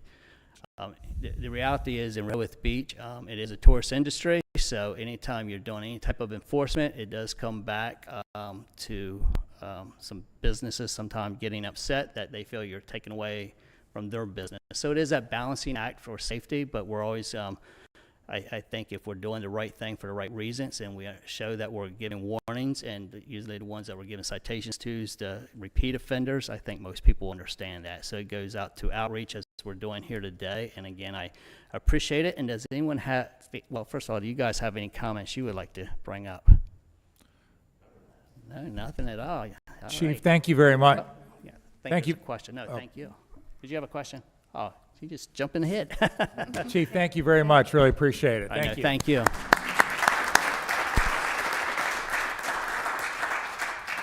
Okay, and next up is South Bethany. Anyone? Okay, I think they were having a conflict with their meeting this Okay. morning, so we can move on to Bethany. Okay. All right, morning, everybody. I'm Chief Pat Foley from the Bethany Beach Police Department. Just a few safety updates that the town has implemented. We were successful in lowering the speed limit on Route 26 last year. It occurred smack in the middle of summer. Reduced it down to 30 miles per hour. As you can see on Route 1, we have many rapid flashing beacons along the Route 1 corridor. We were successful in implementing another one, State Route 26 and Treetop Lane. It's in the area of DeFibos. That's going to be installed, I believe, before summertime this year. Let's see here. There's another extra crosswalk right out here in front of the building on the northern side. I'm sorry, Mickey, I'm skipping all over the place. All right, I'll stay with you, brother. The black crosswalks on the top side of the screen, that's the northern portion of the intersection. If you're looking down, the totem pole is to the right. Those crosswalks, they're only highlighted in black to show a difference from what's currently there. Those are going to be installed, I believe it's going to be after summer. As you can see, the southbound turn lane coming off of Route 1 onto Route 26, that's going to flow right into our town park across the way here. We are happy to report that those crosswalks, this has been a fight for many years. A lot of pedestrians funnel off the beach and they come to Route 1 and 26, and then we kind of guide them over on the southern side of the intersection across. We see oftentimes the 35 mile per hour speed limit. A lot of people, including kids and families, are darting across the north and southbound lanes. So adding those crosswalks, never had a person struck, luckily. It's going to implement a lot more safety for those people trying to walk. And then the sidewalk will pick right up where the town park is in the top left corner of that frame, and it's going to go all the way down to Kent Ave area and pick up where the sidewalk is on 26. That is after summer, I believe. And the crosswalk at DeFibos, it's going to have another rapid flashing beacon that's going to install. That's going to be before summer. Unfortunately, they can't do all of that before summer. This is an overview of that intersection. We tried to have it installed right at the intersection of Treetop Lane, where the yellow marking is, where the sidewalk ends. However, the construction, the equipment that was going to be implemented was on private property on an easement that belonged to the property owners, and they denied that. So we had to move it a little bit further east. I think this is going to be great. As you can see in the middle of Route 26 in that turn lane, that red highlighted portion area is going to be a little center median for the pedestrians to safely cross. I feel like this is going to be very useful for those that go to the laundromat. The laundromat is right across the street from Wawa, and a lot of patrons spend an hour, 45 minutes there. They can use this crosswalk to safely access the Wawa area. So that's going to be done before summer, as we're told, so we're looking forward to that. This is all picked up on a traffic study that we had. There was a lot of crossing here for Grotto's, the diner. A lot of diner employees park across the street in the Grotto's parking lot. A lot of people coming in and out of Bethany West community, which is very large in that area, so the traffic study recommended this, and it was a study geared for that, so we're happy to report that. Specific for the police department, we take a very educational and community-oriented approach. The way our officers reflect the community, 10 out of the 12 officers were seasonal officers here in Bethany Beach. So we dealt firsthand with all the complaints that we get from citizens, and they haven't changed over the course of the years since we were all seasonals. And we're also, there's 8 out of the 12 full-time officers that are not from here. So myself, I'm from Boston, and coming down here as a tourist, it's unique now as a chief of police that the aspects that I have as a chief reflect back to when I was crossing the roads as a tourist, as they were called. So we kind of pick up, it's very unique, the police department here, we pick up a lot of stuff that we used to vacation with and kind of implement it in a patrol. So we take, the last thing you want to do is come to the beach and get a ticket. And we certainly don't want to be known as that police department throughout the community. So very educational. If it gets to the point with any violation whatsoever, Chief Banks just demonstrated it's very embarrassing and very difficult as a police officer in a police car to pull somebody over for a bike infraction or skateboarding or bicycling against the flow of traffic. As you can see out here in 26, it's gridlocked in the summertime.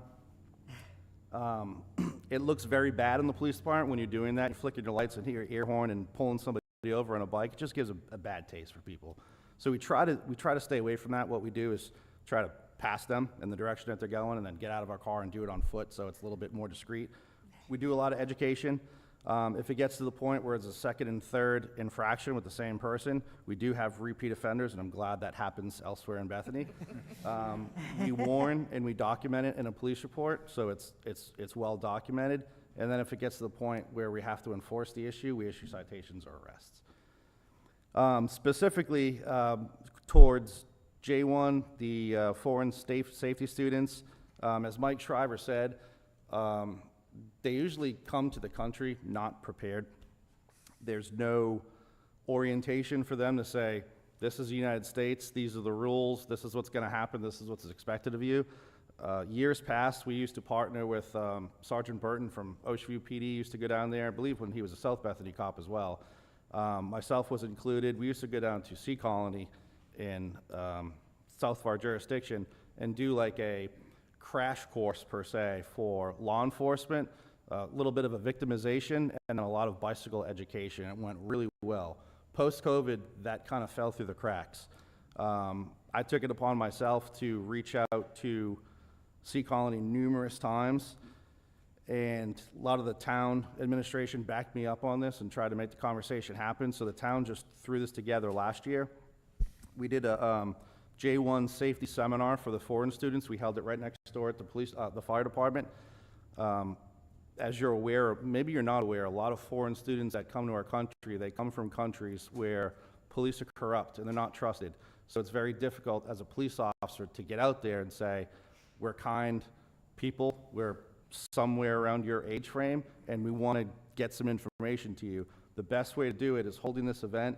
We had local banks, hospitals. We tried to get the Social Security Administration to come down where they could do a one-stop shop and a meet and greet with certain people. Threw it all together within maybe a month or so of me being promoted, and I think we had 126 people show up. I just learned about a month ago there's 606 J1 students in the Bethany specific area. So we're going to do it again this year. We moved our location from the fire department next door to St. Anne's Church on 26. My goal is to get 606 J1 students in that door and feed them and talk to them, build that initial trust when they get here. We're going to have a lot of agencies around here helping out. Like I said, banks will come and help set up accounts with them. Hospitals will be there talking about the stuff that they don't want to hear about with insurance and accidents, a lot of victimization stuff. Chamber of Commerce, I believe, is going to be setting a booth up and helping out. Our local lifeguards will be there talking about swimming safety. It's a really successful event I think we had last year. We're going to do it again this year. That is on Wednesday, June 11th, and we're going to try to stick to the time frame around 12 to 2. The reason we pick a Wednesday, Tuesdays and Wednesdays tend to be the J1 students' days off because they work their tails off throughout the weekend, and we try to feed them around lunchtime. So when you use food, they come in bulk. So the police department took all of this last year on our budget. All the officers were out there grilling. The fire department was out there helping us as well. Members of this public bike and pedestrian safety committee were helping out. It was really, really good. We're looking forward to doing that again this year. June 24th, the police department, we're welcomed by St. Martha's Church in Bethany. It's a J1 picnic they have.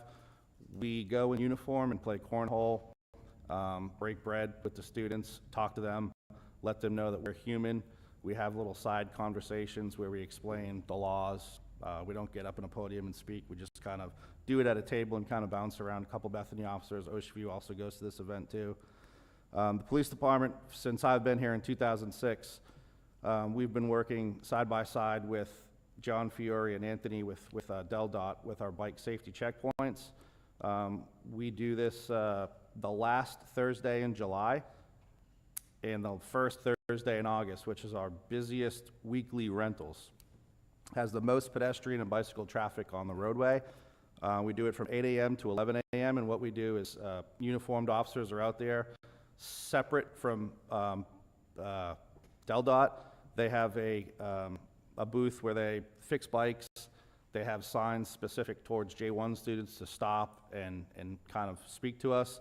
And the police department just kind of hangs in the back, and we install bike lights for the people that come. So again, J1 students are very timid with law enforcement because most of them are considered corrupt in their home country. So we don't want to be the front face of that. However, it's become a thing where we're expected to be there these 2 dates from 8 to 11. If we're not, the crowd's going to come looking for us. So we've been doing it every year. It's very successful. A lot of question and answer sessions occur during those 3 hours. A lot of questions from out-of-staters with flashing beacons and what do I do and when do I cross the road and where do I park. So it's a good question and answer session that we have too, and it's very productive. All the bike lights come from our budget. We install them right there. We have a couple seasoned officers that help out. It's a really great thing that's successful for us. We also do, and I refer to this as an unannounced bike safety checkpoint.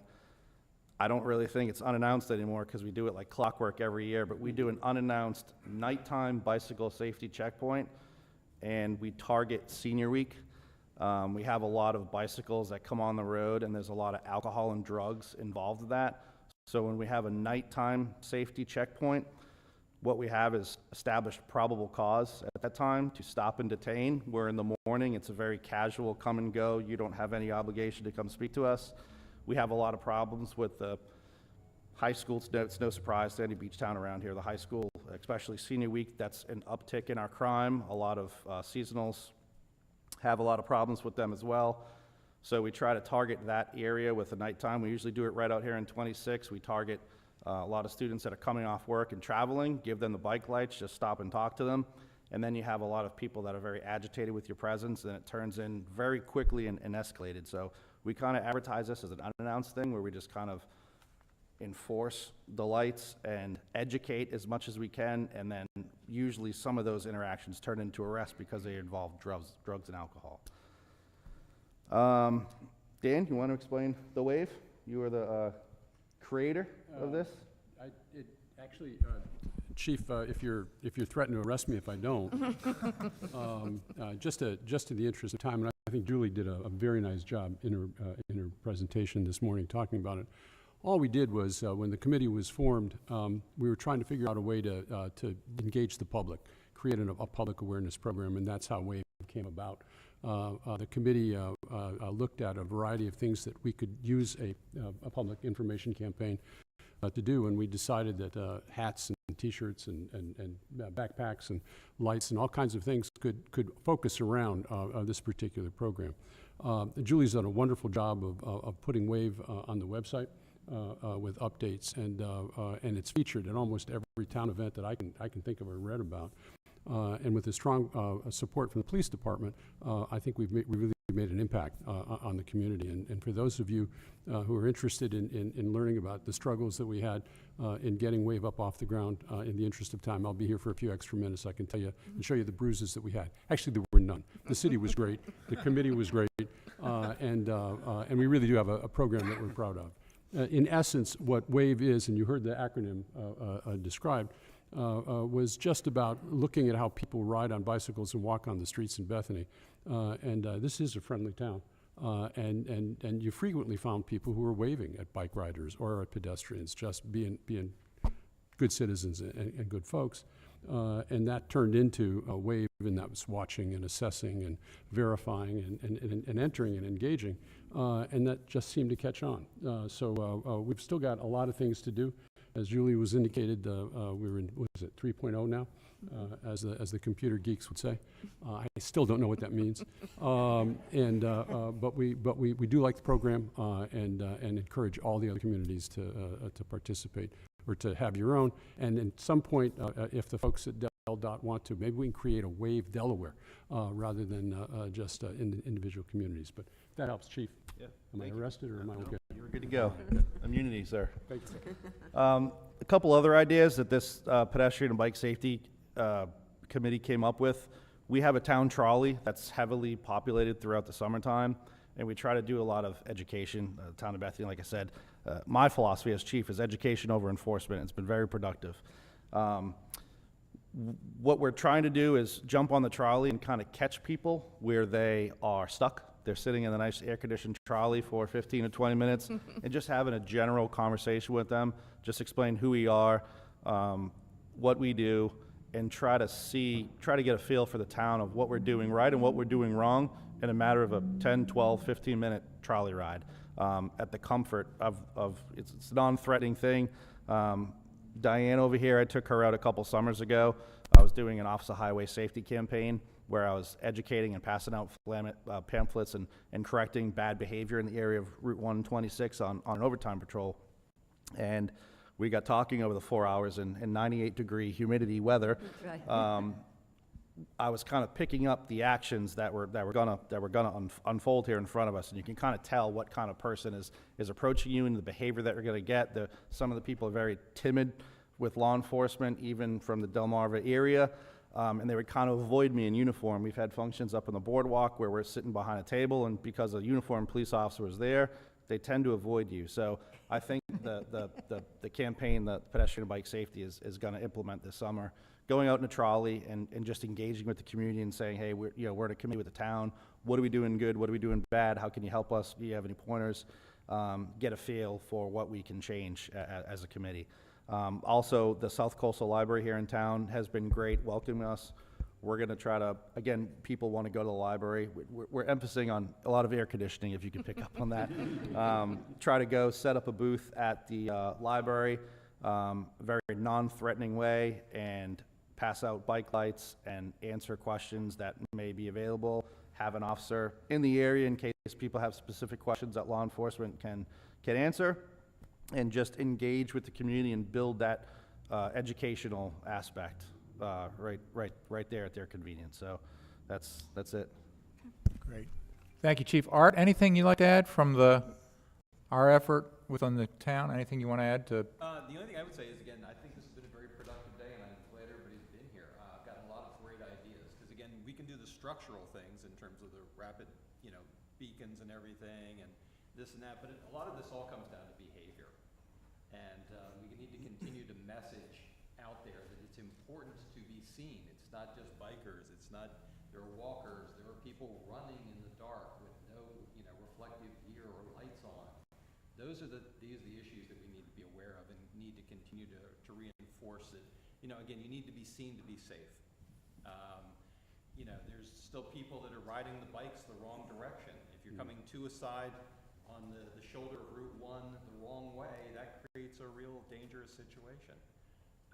There are still too many people that don't wear helmets. There are still too many instances where people are out biking and they're not communicating with the people around them, saying, I'm passing you.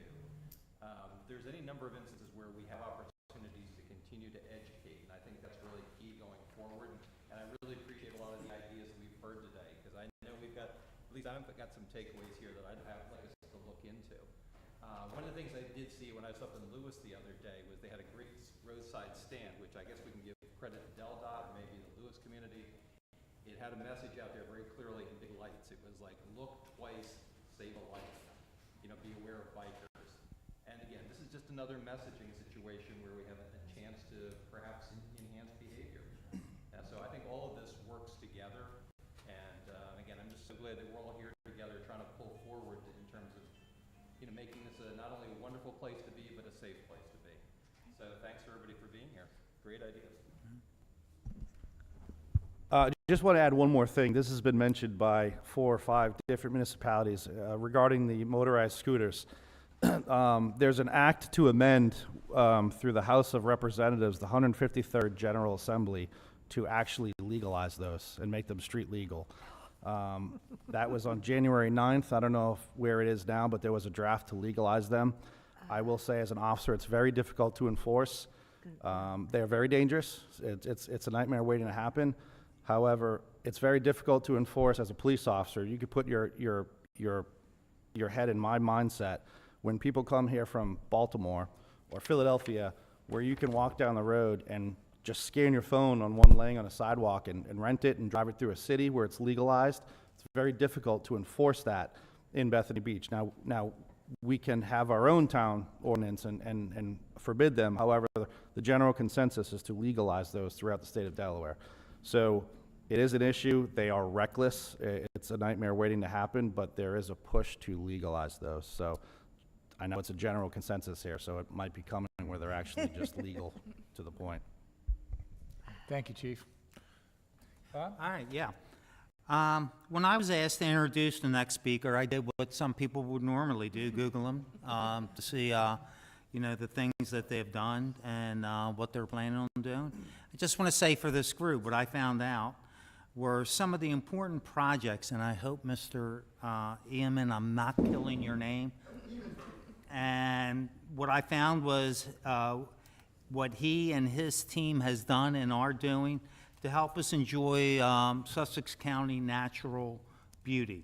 Mr. Ian manages the Park Resources Offices for Delaware State Parks, overseeing the Land Preservation Offices, Cultural Resource Unit, and the planning section. And that is a mouthful. The Park Resource Office is responsible for the land acquisitions, natural preserves, federal grants administration, mapping, trailing, designing, historical collection, archaeological, and planning functions, including the park master plans. He has been with the division since 2003. So, sir? Thank you very much. By the way, the general audience has got the whiff of lunch. I don't know if the panelist has yet, but I don't know if you want to eat while I'm doing this presentation. I don't know what the plan is, or you want to wait and just let me go ahead. Why don't you do yours? Is Okay. that okay with everybody? We're almost there. So why don't we just at least stand up for just stand 30 up, seconds? stretch. Just stand up. You guys have been sitting for 2 hours.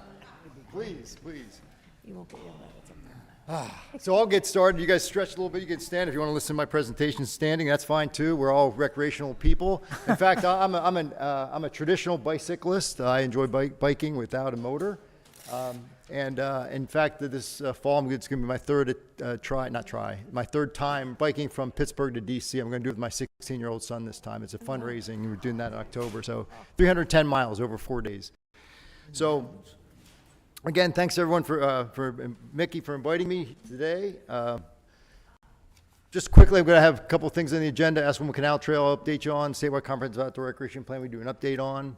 And I'll give you a couple other updates. This was the canal in 1930, or the area in 1930, so Ocean View, of course, and you probably can't find your house if you live in South Bethany, Bethany Beach or Ocean View, because your house wasn't built in 1930. What we own, this was built in the 1880s, but it was owned by the Corps of Engineers. It was a navigable waterway for 100 years, but in 1990, the Corps surplused it and gave it to Delaware State Parks. We own 210 feet across the whole width, the whole 4-mile length of the canal. And about 90 of it's from bank to bank. There's 60 of it that's upland on either side, roughly.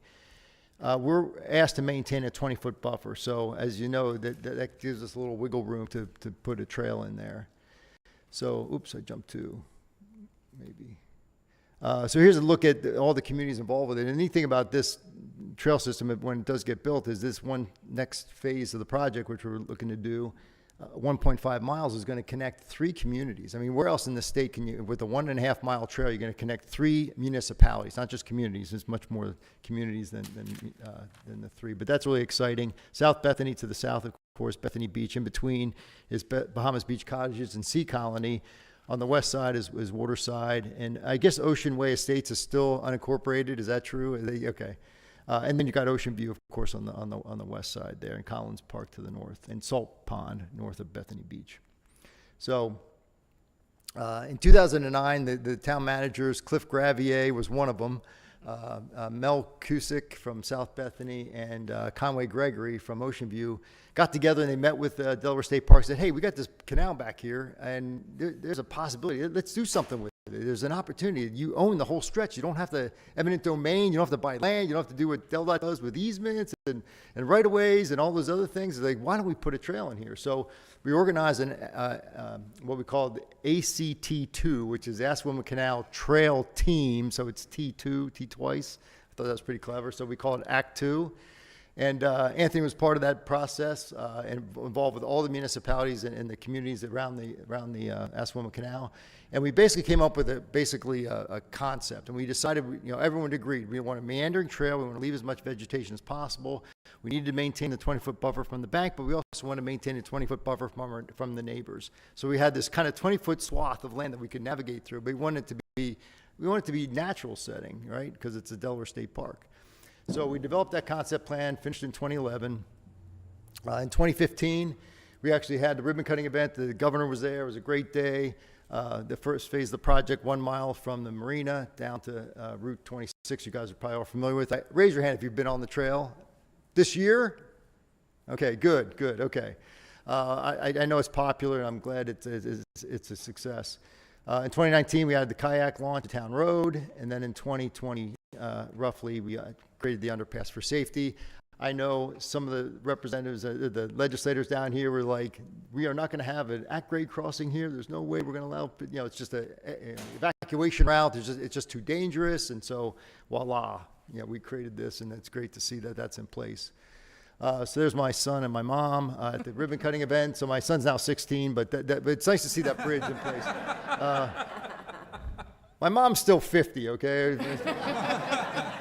So we did an hourly traffic jam. So we have a trail counter. It's just an infrared beam, and it shoots across the trail, and we capture anything that crosses that beam, okay? So deer, insects, bees, wasps, ants that end up nesting inside this thing. So we have an estimate of how that works. But basically what this is showing us over the last 5 or 7 years is slowly people got, found it, right? They discovered it. So this is our average hourly traffic by year. So you can see there's a peak, and this is good rate for enforcement folks, is, usually mid-morning is when we see the most traffic. And that, remember, this is across the entire seasons. And so, you don't, when it's really, really cold, you don't want to get started very early. So I think that's why you have those peak moments in the late morning. I think in the summertime, people try to get out earlier. So I'm sure if we break this out by season, you'll see a little bit more peak earlier in the day. I just want to show you that. So basically, the next phase of the project is going to be in the East Bank from Route 26, where the underpass is, going on the East Bank through Bethany Beach, Sea Colony, Bahamas Beach, and connecting down, hopefully on the other side of Kent Avenue, and maybe even to Black Gum Drive in South Bethany. That would be our preference, right? To complete the three municipality connection we're trying to create here. And of course, there's the phase one, and that's the phase three. So the first one in Ocean View is 1 mile. This is 1.5. What else we want to say? 1.5 miles, 6 bridges. That's the challenge, right? The 6 bridges. Okay. In Ocean View, we just had to construct 1. Now we have to construct 6 with all the channels that are working their way into the canal.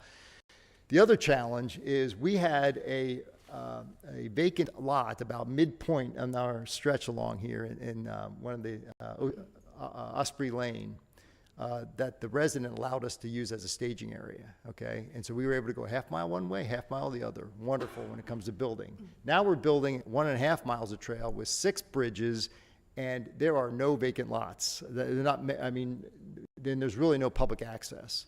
So that's going to be a really challenge thing for us when it comes to navigating. People that may live in, Bethany Beach may have to be on 26 to access it. If you're in, Sea Colony, you may have to access it through the rec area. But we have to work through that. It's going to be really challenging because at the end of all the cul-de-sacs in Bethany Beach, I guess that's Bethany West, I think, they're all ends in cul-de-sacs. It's all privately owned all the way through. There's no right-of-way to get to the canal. So that's going to be a big challenge for us. And then we're right now at the 30% drawings, and we're kind of at a pause now because in order for us to move the 60 and 90%, we need to have public input. We want to talk about logistics and the specifics, and even engage the neighbors, especially the ones that live right adjacent to it. The problem is if we do that and we move forward with this plan, there's about 8 or 10 other major projects in the queue to get funding.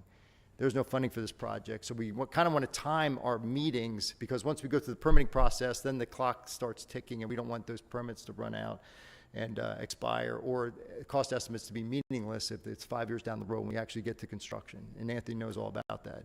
So that's where the funding comes in. So here's what we have. Just this, remember, it's 30%. This is just lines on a paper at this point. It's not anything official. But this is at the Kent Avenue. Across the top is the canal. Jefferson Bridge, Kent Avenue. This is one option, is where we'd have it come out along the Bahamas Beach Cottage entranceway out to the roadway at grade.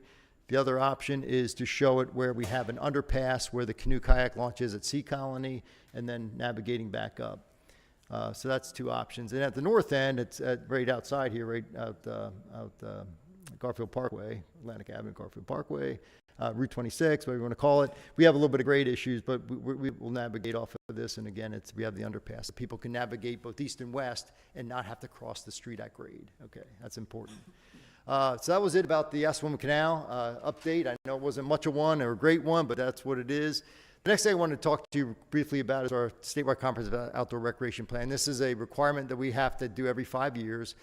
It is it's not a state park visitor survey. It is a Delaware resident survey. So everyone it's a random survey, phone survey that we receive, and it's now, we've done this since 2002 every 5 years. So we've got like six editions of this that we have trend data about people's interest about outdoor recreation, about their perceptions of open space and their needs for, what their opinions are about the natural world and all, in their environments they live in. So the Technical Advisory Committee was put together, and they came up with implementation strategies. I'll talk a little bit about that in a second. And then our outdoor recreation plan. So what we do is we update our inventory of all the parks, municipal, county, state parks, and trails, and we have a database of this, and it's publicly accessible. We're revamping it. It needs some TLC, but basically you can actually put in your address, and it'll pull back all the parks within 3 miles of your address that you put in. So it's place of work, place of home. There may be places that you would like to recreate that you didn't know was a public space, and that's what this is intended to be, a public outreach effort on our part. So we have 5 SCORP regions. Obviously, we broke Newcastle County north and south. Kent County we left alone. We thought Sussex County was more distinctive east and west, so we have that distinction. That's been our 5 regions since the last 5 iterations of this process. And you can see walking and jogging is the number 1 out of the top 10 highest priority. There's 4 of the 10 are path related. That's bicycling, walking, jogging, dog walking, and hiking. And again, distinction between hiking and walking, you make the call. I think it's probably the same people saying the same thing to both. So here I pulled out the activities that are kind of trail related, and of course walking, jogging, bicycling, hiking, canoeing, kayaking, horseback riding, mountain biking. I didn't put in dog walking, but you can see this is since 2002. 2024 happens. It looks like there's a decline in activity levels, but I think it's because people are choosing other activities to participate in. This is broken down by county, and yellow is Sussex County, and you can see walking and jogging is the highest out of the 3 counties. And when I break it down even further, east and west, by far, eastern Sussex County, where we are now, is higher, even by I think it's up to 78% of the people say they walk or jog. Biking is similar too. It's up in it's 70 bicyclists that say they bicycle. And then this is just another way of looking at it, basically asking what they personally participate in most often. Again, it's the same kind of order. You can see that 20% of the people bicycling is their number 1 activity. All right, so what did we gain out of this? So part of the recommendations is reading a list of opportunities for people, and these are trail-related activities within our statewide comprehensive outdoor recreation plan. So it's IDing gaps in pathway networks, which you guys are working on, advocating for funding, connecting neighborhoods, which is very important, promote and support bike safety, and then share best management practices. So those are the things that I think we all can relate to, and that's something we want to do as a community. And again, the SCORP is something that we created. It's a document that we are responsible for, but the implementers are everybody. They're DelDOT, it's the communities, it's anybody, and we want to work together. It's Delaware Greenways, is helping coordinate all that. So we want to see this happen statewide, and of course, I think it was mentioned earlier, maybe Seth mentioned it, that this is a great opportunity. This is a tight-knit area of where pedestrian and bicycles are very prominent in everyday life here. So, and that was it for the SCORP updates. Fresh Pond, access to Prickly Pear Trail. This is by the Ocean Ridge West. Working on permitting to repair the sinkholes at the causeway. I got this update from the regional, Scott Perino down here. I don't know if you know him, but he said they're working on that. When they'll get that fixed when it comes in. And then Chief McLaughlin mentioned the Burzins natural areas in Ocean View. I have, because he didn't have I don't know if he's here right now, but this was submitted to us through a grant program. So this is tentatively, this is an old plan, but basically just a modest amount of parking spaces. That is the Jefferson Bridge. Kent Avenue is on the right side of the bridge, and Muddy Neck is on the left side of the canal. But what they're proposing is like an observation platform, a little walking way, maybe restroom and whatever, other amenities, but it really ties in nicely. It would really be a nice bookend for people navigating the trail, can actually navigate there to that site. So that's pretty much what I had. I know I rushed through it, but I know it's lunchtime and I want to keep you guys on task. This website has our strategic plan, our current and past SCORPs, our capital plans, our state park master plans, natural area, nature preserve management plans, and some trail plans that some of them are different stages of completion, and some annual reports. So that's a really good website to have. And I'll share the pothole issues at the Hickman Road parking lot, and e-bikes is a common issue for all of us. We're trying to address that as well, not just from safety, but just also mostly safety. But it's also, we don't design our trails for people biking at 25 miles an hour. So With that, I'll turn it over to the rest of the crowd. Thank you again for having me. Thank you.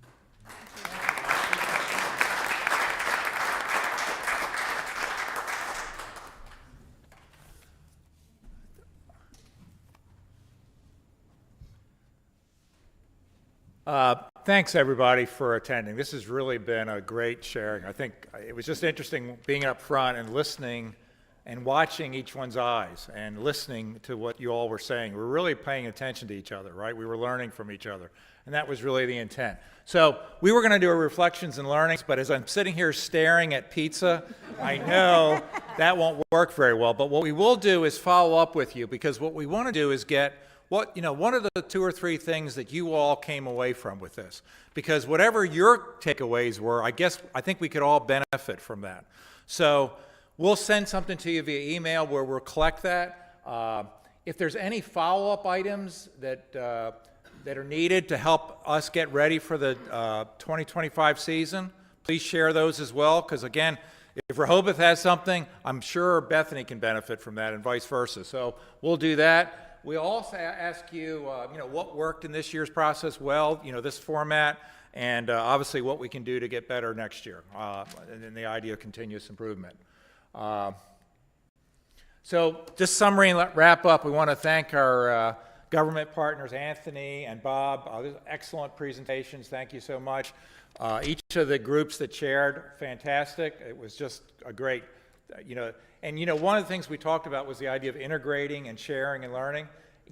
Every one of you talked about that, and I think each one of you had examples of that, which is really cool, right? This is the power we have to make change and to drive forward. Is not us individually in our little towns or communities, it's how we work together, and that came across, and it's really pretty empowering to hear that, right? This is a sense of how we're not what's wrong, but what's right, what we can do, build on that. And I want to give special thanks to everyone on the town council for their support for this, from Bethany Beach, the town staff, and I particularly want to highlight Raylene, Will, and Brian for all the work behind the scenes and the support of this.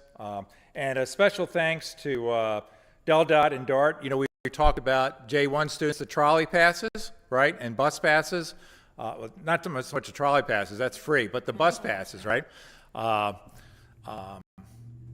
again, thank you so much for being here. Let's have some pizza. This is an opportunity. Let's continue to share and collaborate. Anything we can continue the discussion then. So anything else from the council? Anyone want to share?